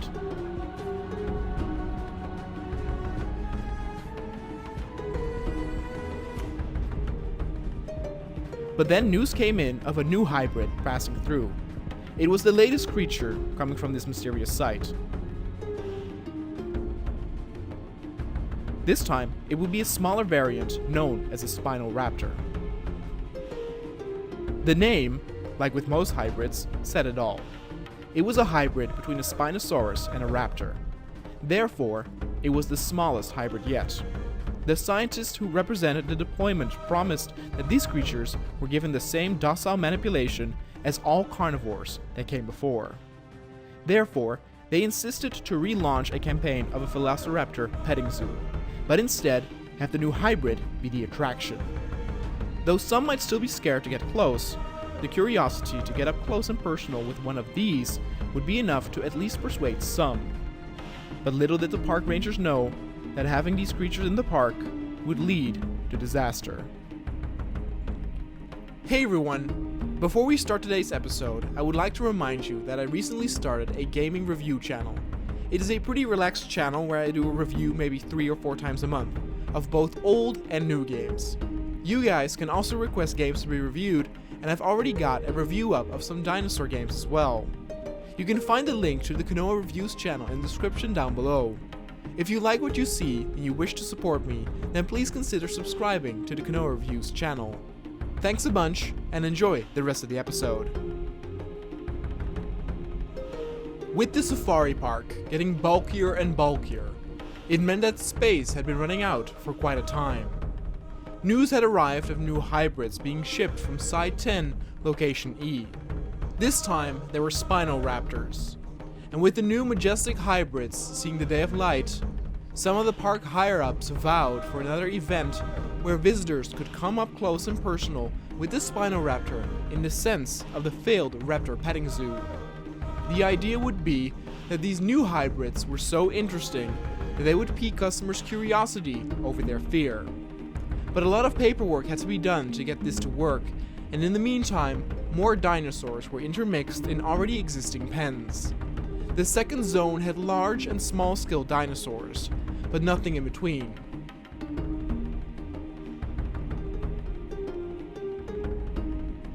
The amount of space that was available was enormous, and thus, more creatures would be added that would not be attacked by the Dilophosaurus, which were still the old untainted breed.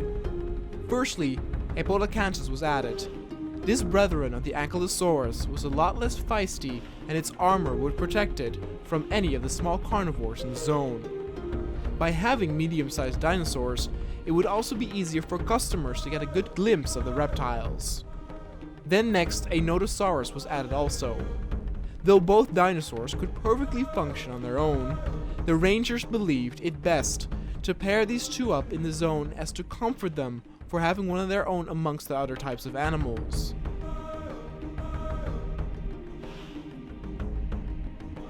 They both lacked any defensive mechanisms alongside their tail, though their bulking spikes kept them relatively safe, with the Podocanthus being more capable.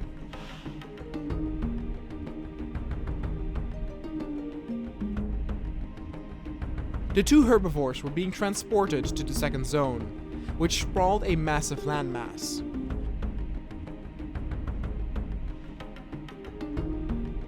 From the sky, one could clearly see how populated the entire safari route had become with dinosaurs everywhere.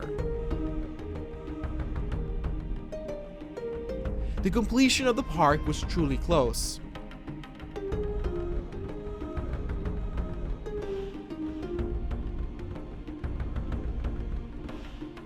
Initially, the newcomers were quite disturbed by them moving to their new home.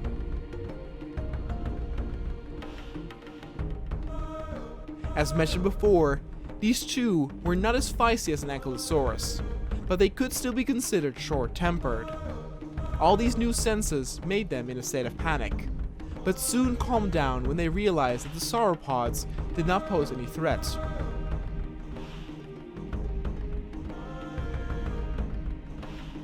They usually stuck close to the drinking spot. The grass and openness made them feel safe as they feared what was looming in the forests.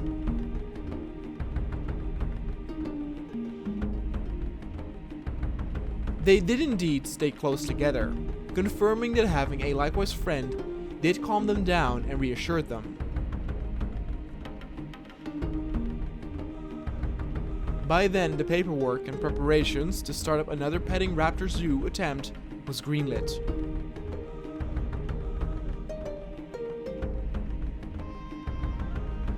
Word got out on the street, and people indeed seemed interested despite the failed scenario before.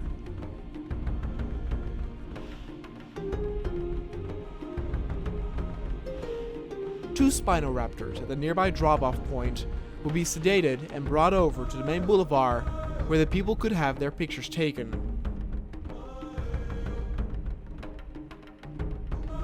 The people were assured that, like all carnivores from then onward, they were artificially designed to be docile.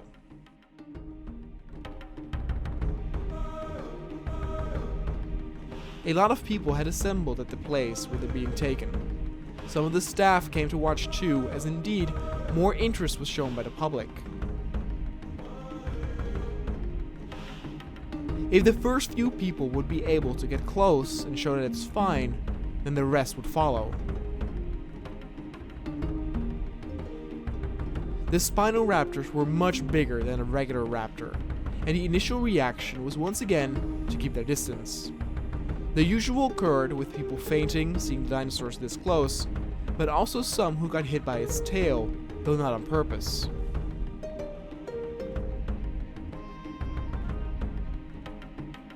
The dinosaurs seemed confused where they were, as all the artificial buildings were very alien to it.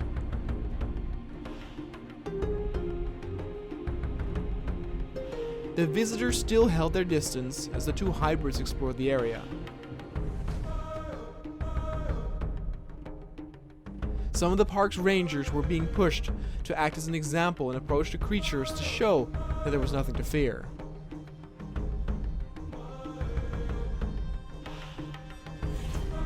They were so docile, in fact, that they seemed to have no interest whatsoever in the humans around them.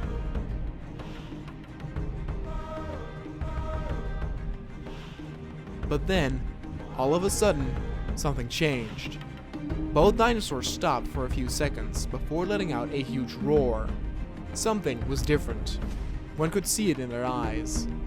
Their behavior shifted drastically, as now all of a sudden they seemed to be interested in the humans around them, but for killing them. And not for food, mind you, but for sport.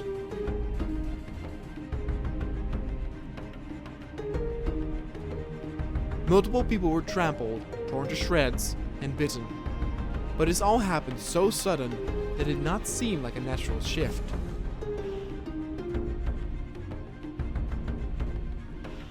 Nothing in particular triggered the behavioral change, neither panic nor feeling threatened.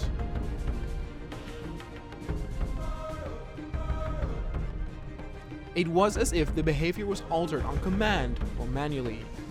More details on the hybrids were demanded by the park's higher-ups from Site 10.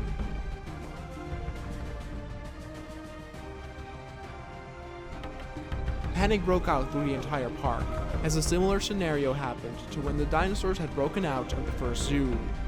The rangers were called in immediately, as trucks and helicopters took off. But the dinosaurs were not that big, and could easily be lost in vegetation or around the alleyways. What's more is that at a certain point, they split up, meaning that the park security had to divide their personnel too.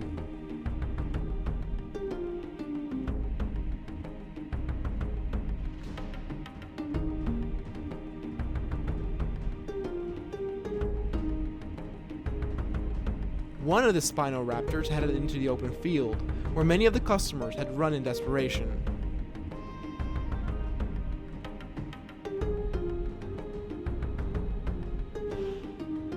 They seemed like easy prey here, but for now, the hybrid was taking a bit of a rest, as it had exhausted itself by using so much energy to take multiple people down. This proved that this behavior was odd, as none of the victims was eaten and thus killed entirely for sport despite exhausting itself. The fact that the Spinoraptor was resting gave the security in the chopper the opportunity to get up close and kill it with poison.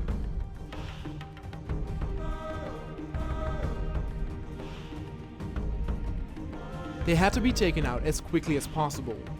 The other Spinoraptor had made its way to the safari's route zone and had bitten its way through the fences.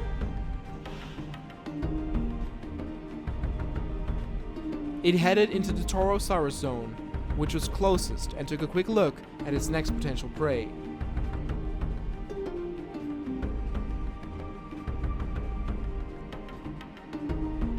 The other Spinoraptor in the field had woken up and tried to flee in the nearby forest, but before the park security would lose it, they managed to take it down for good. This, however, meant that they could not lay eyes upon the other raptor, which had started its confrontation with other dinosaurs in the safari park. The small herbivore stood no chance. The Spinoraptor was agile and very lethal. Once again, it did not touch any of the bodies it had dropped. More security headed on over to the zone, as it was now also vital to keep any panicking herbivores from escaping and trampling guests. In the meantime, the Spinoraptor even sought the confrontation with some of the Torosaurus after killing multiple Styracosaurus. The result was, of course, more herbivores succumbing to the claws and teeth of the hybrid. Finally, the Spinoraptor lost interest in the zone where it was at now, but already saw the next location it wanted to go to. The nearby Stegosaurus and Triceratops mixed pen was where it was headed to next. Once again, it destroyed a new fence and headed on through, creating more panic amongst the security to keep all herbivores in check to prevent any from escaping. The Spinoraptor sought new fights in the zone where it was now, and it found one in the form of the other hybrid, the Stegoceratops. The two giants went at each other's throats. Blood was drawn on both sides. But what came as a miracle to the park's security resulted in the Spinosaurus putting too much food in its own platter. The Stegosaurus proved to be more than it could bear, and in an attempt to jump on it for a kill, the Spinoraptor got gored by one of its horns and died on the spot. The park was saved from further devastation by one of its dinosaurs once again. In the weeks after, that part of the park would need repairing and redeployment of dinosaurs. As the park's lawyers figured out all the legal stuff regarding victims and their families, the fences were erected once more. The Styracosaurus zone had suffered the heaviest damage, and to make up for things, it was decided to add another trike type to that pen for variation. This time, the mighty Sinoceratops would be added to increase the flavor of the park overall.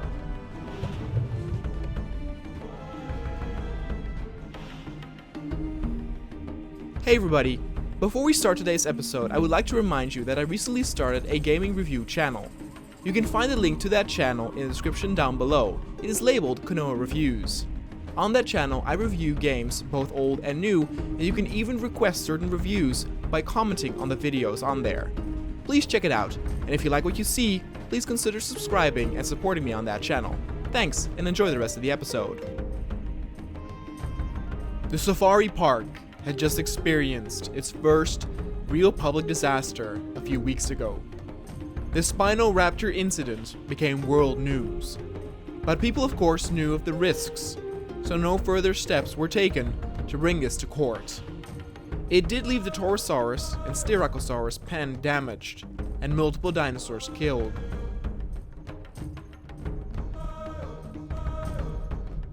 The fencing was repaired, and new dinosaurs were added to replenish the herd. This logistical operation was also the perfect time to add another species to the zone. The Sinoceratops would be a perfect addition.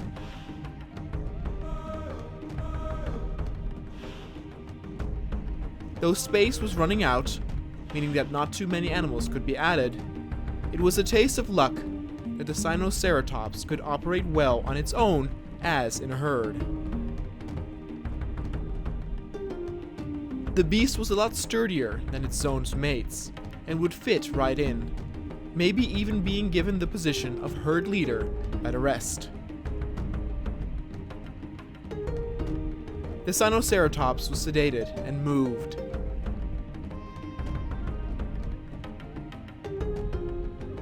All while this was in process, plans were made for the last two zones to complete the route.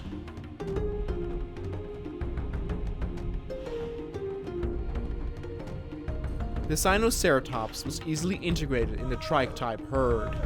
It was astounding to see how easily these creatures could adapt. They were a lot easier to deal with than the Stego variations.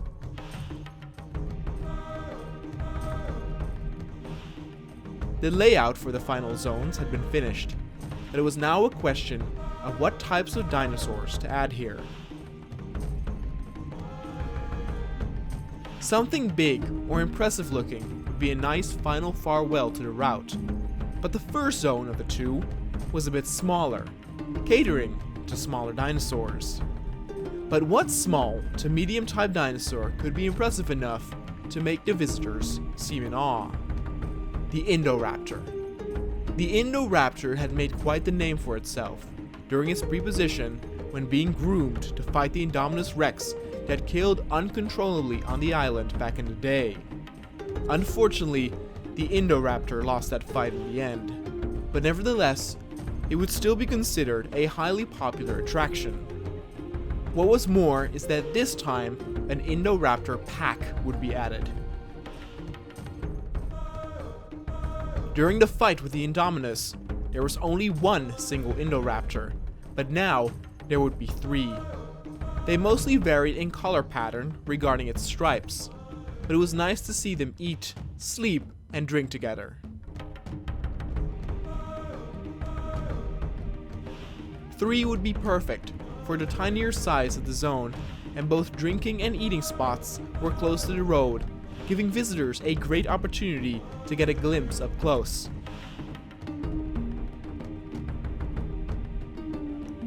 It would give a good view of their athletic build, adept at running and catching its prey. Of course, this time too, they were administered to be docile, meaning that the visitors had nothing to fear.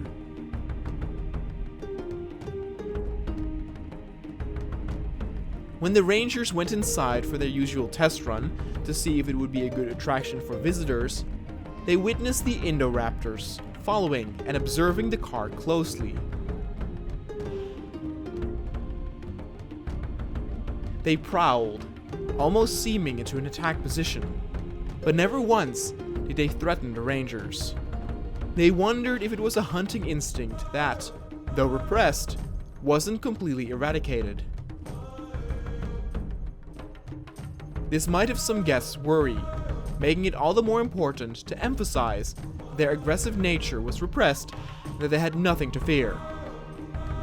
Then it was time to look towards the final zone, where a small adjustment to the route had been made due to a cumbersome hill. A carnivorous feeding zone had already been built, giving away what type of dinosaur would be added. The final showcase of the Jurassic World Safari Park would need to be one that lasted, and what better way than to achieve this by showcasing the park's biggest carnivore.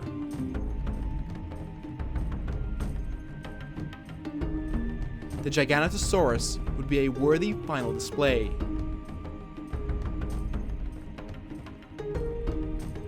Some argued to move the particular Giganotosaurus over that killed the Indominus Rex after the Indoraptor initially failed.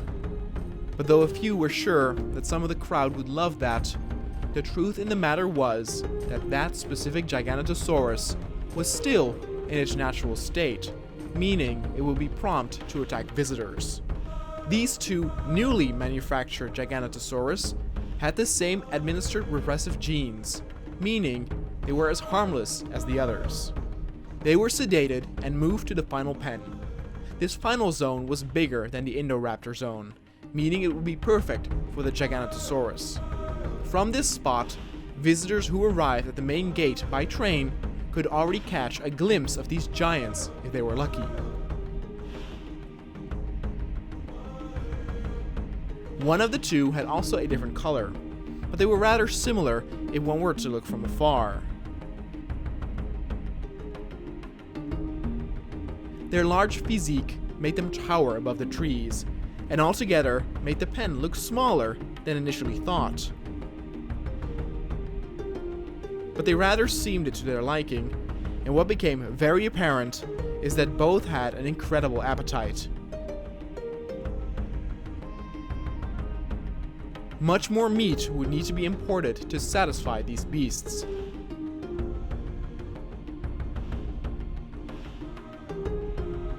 And for the rangers, the first glimpse they laid upon these dinosaurs had them awestruck. Though they might not be as aggressive looking as a T-Rex, their sheer size was enough to make a man cower. Unfortunately, this first test run did end in an internal disaster, as the giant dinosaurs stomped a car as they were running through the zone. Scientists were not sure if they were playing or if they felt threatened, but they did not continue to eat any of the bodies. They were currently too late and too far into the operation to alter things, so the incident was swept under the rugs to avoid panic. But others had a better idea. If another smaller dinosaur would be added, the Giganotosaurus would need to treat more carefully, as it is already to consider with a smaller species. More people agreed, and now the question was, what smaller dinosaur would be added? Though there were still herbivores to choose from, most agreed that another carnivore should be added to showcase the size difference with the Giganotosaurus. Thus, the Metriacanthosaurus was chosen to be added. Its bright green color pattern and orange and yellow stripes made it somewhat reminiscent of a poison tree frog in a sense. It was a rather small carnivore, being smaller than, for example, an Allosaurus. But it did have the desired effect. When the Metriacanthosaurus was added, it did change the pacing and behavior of her bigger counterparts quite a bit.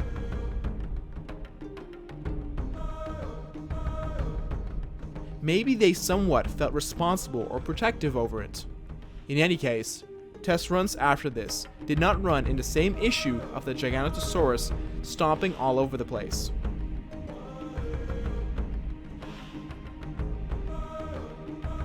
As the green of the Metrigigantosaurus was a bit similar to that of the bigger meat eaters, from afar they almost looked like a family, complete with infant being looked after by its parents.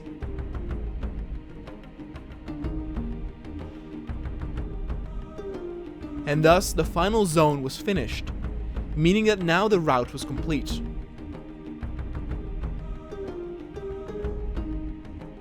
But there were still a few last things to do. There were still a few zones here and there where more dinosaurs could be added to spice things up or add more variety.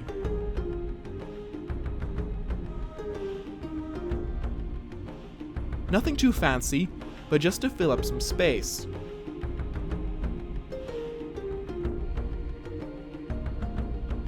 And then, when that was finally done, and the park could officially be opened to all the people in the world, the rangers would showcase the entire route through a special tour.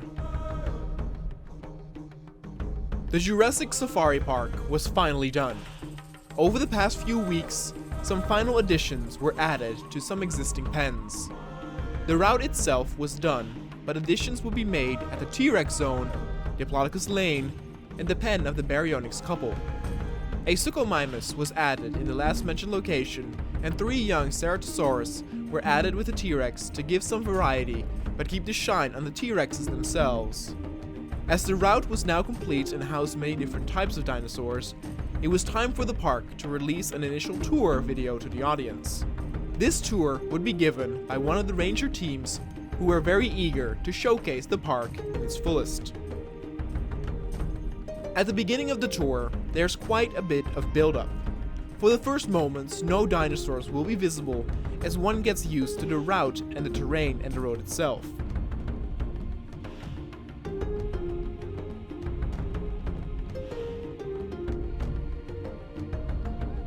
All along the edges of the road are built-in lamps that will illuminate the path during night safari hours.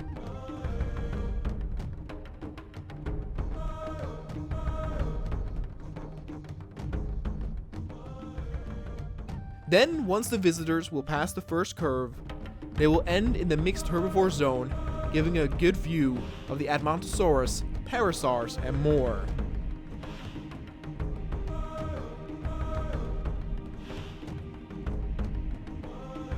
Though it is rare that some of the herbivores cross the water and come close to the road, today the rangers were in luck, as a bunch of Ornithitan had assembled further ahead.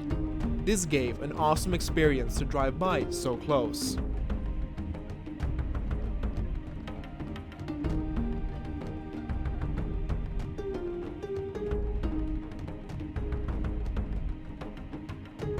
The next zone introduces the first of the sauropods that mostly stick to the watering and feeding spot that are away from the road.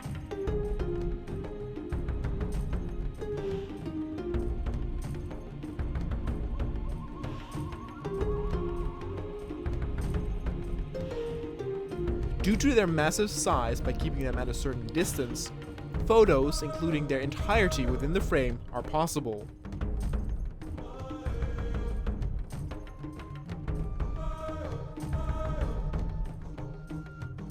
The recent addition keep mostly to themselves and also near the watering spot, so it's rare to see them close as well, but the rangers were once again in luck.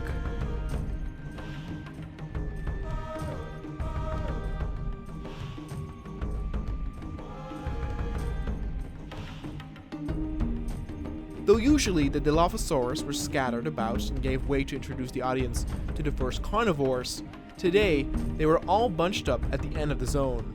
Quite peculiar.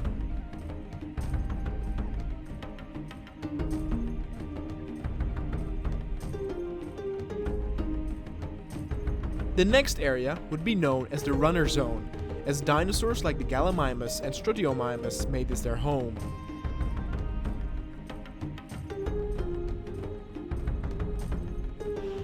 The zigzagging nature of the road itself complemented the playful nature of the runners that used the open terrain to their full use.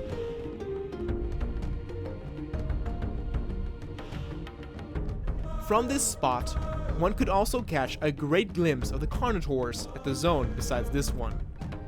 These were still the old breed, meaning they were not artificially manipulated to be docile. This meant that they were dangerous to customers and had to be kept at a safe distance.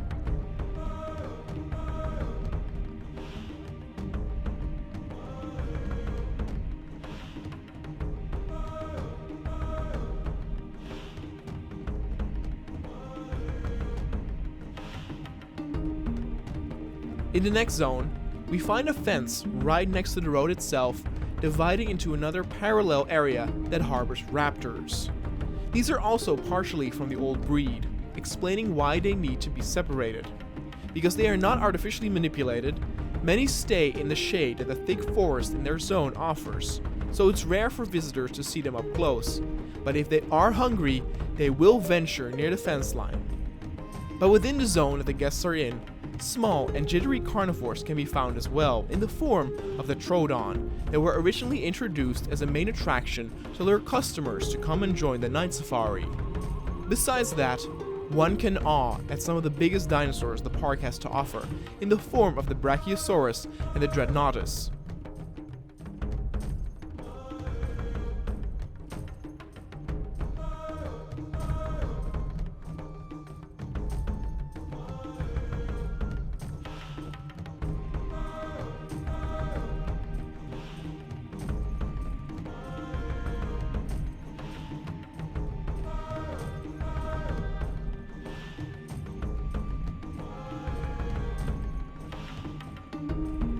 Once we are in the next zone, the recently added Suchomimus is hard to spot. But lucky for the rangers, they get a good glimpse of the Baryonyx couple that was such a success by initial people who performed test runs. Sometimes they wanted some peace and quiet and stuck to the tree line, but today they were on the prowl.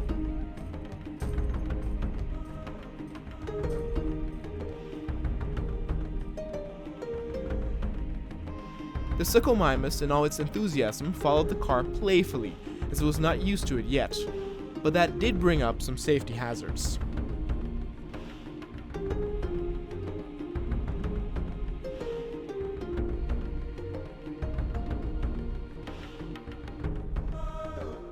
Then the next area was a big attraction, finally showcasing the park's T-Rex couple, but also 3 Ceratosaurus.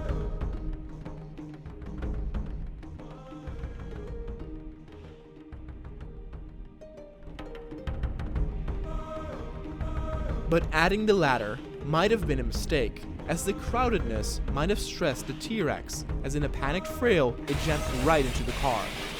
Thus, a second team had to continue the tour.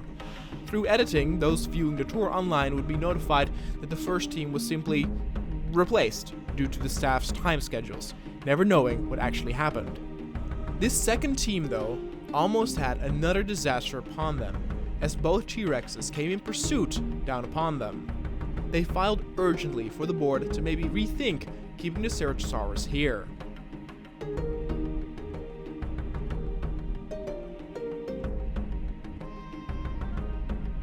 The next area luckily returned to peace and tranquility, as the Iguanodon zone and Maiasaur zone always had a relaxed vibe around. The herds were pretty large, always giving the customer a view of the dinosaurs somewhere in the vicinity.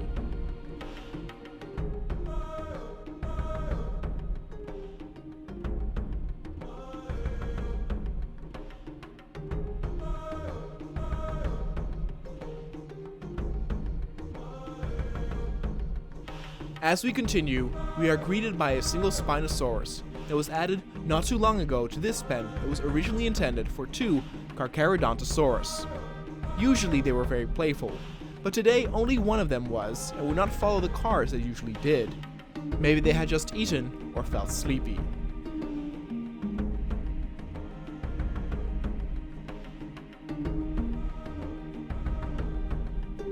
What was remarkable though was that the Spinosaurus instead came after the car, frightening the staff a bit for a similar scenario as happened with the T-Rexes.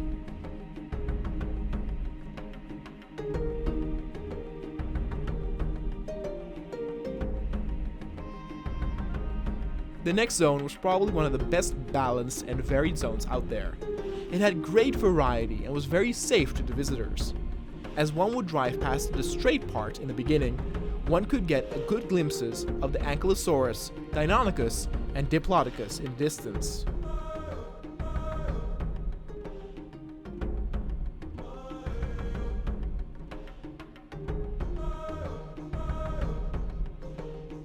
Some smaller species of the stegotype family had been added in preparation for what was about to come, and since the feeding spot was near the curve, it happened frequently that one of the giant long-necked dinosaurs would block the road, forcing the visitors to stop, but instead giving great photo opportunities in return.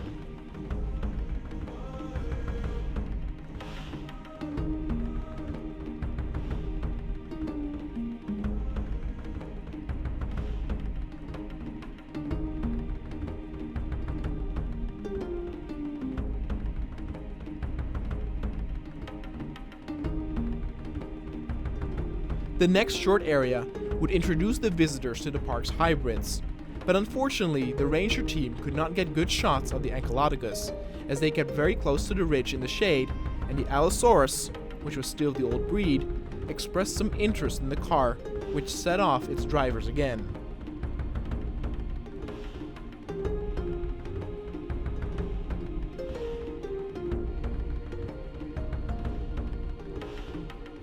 They were initially promised that the Allosaurus would still not be a threat to visitors as long as it would be well fed, but they did not want to risk any unnecessary consequences.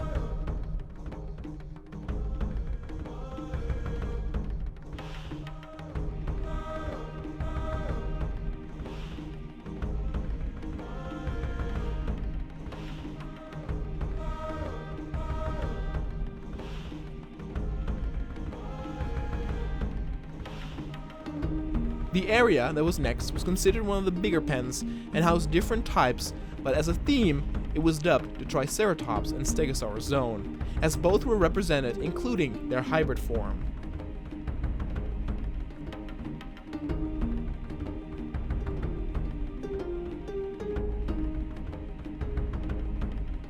They were often found near the end of the road in this zone, as they preferred that side of the watering pool, and it was where the feeders were located.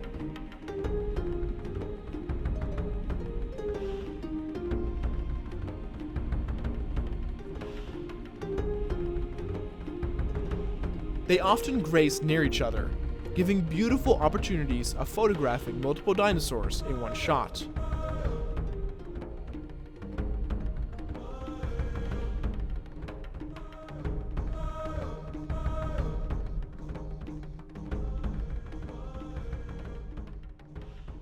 The next zone was a small one that complemented the size of its inhabitants. They were all family of the small, quickly agitated dinosaurs that would so-called bump their heads together. The Pachycephalosaurus, the Dracoryx, and Stygimolog could be found straddling around the place, and it would not be uncommon for them to cross the road or get near a vehicle.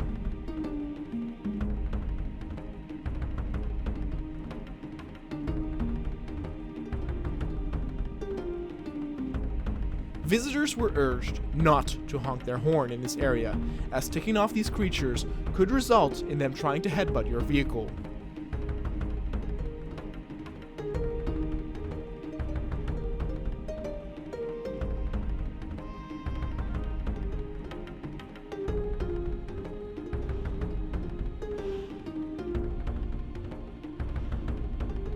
The next zone was pretty wide, but the road itself was narrow and fairly short.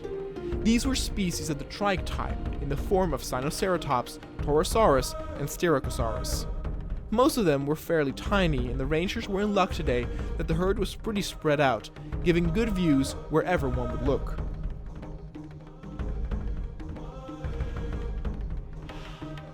Then the next zone was almost at the end, and gave the visitors something really cool to look at. The Indoraptor zone presented multiple Indoraptors in a single environment, never before seen. Since the zone itself was quite small, chances were always high that one would see it near the road or a vehicle.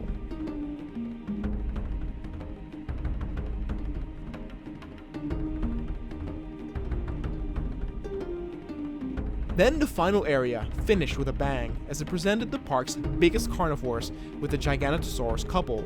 It also housed a Metriacanthosaurus with a beautiful color scheme.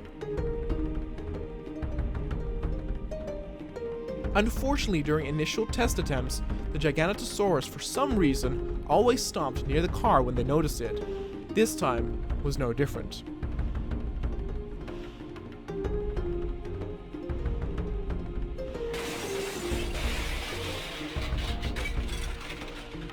Through editing again, a third team had to finish the tour as one would head through the final gate and the end of the route. There were still many safety hazards that could have disastrous effects, and probably not all visitors would abide by the rules, seeing as people sometimes did not even do that with regular safari visits. But all in all, it was ready for the public. A few lawyers vowed for visitors to first sign a form to enter at their own risk, but others were pretty sure that most knew that visiting the park would not be without its dangers. There were still those who would pay good money to drive around and come this close and personal to the giants of old. But one should never forget about the mysterious Site 10 Location E, where some of these mysterious creatures came from.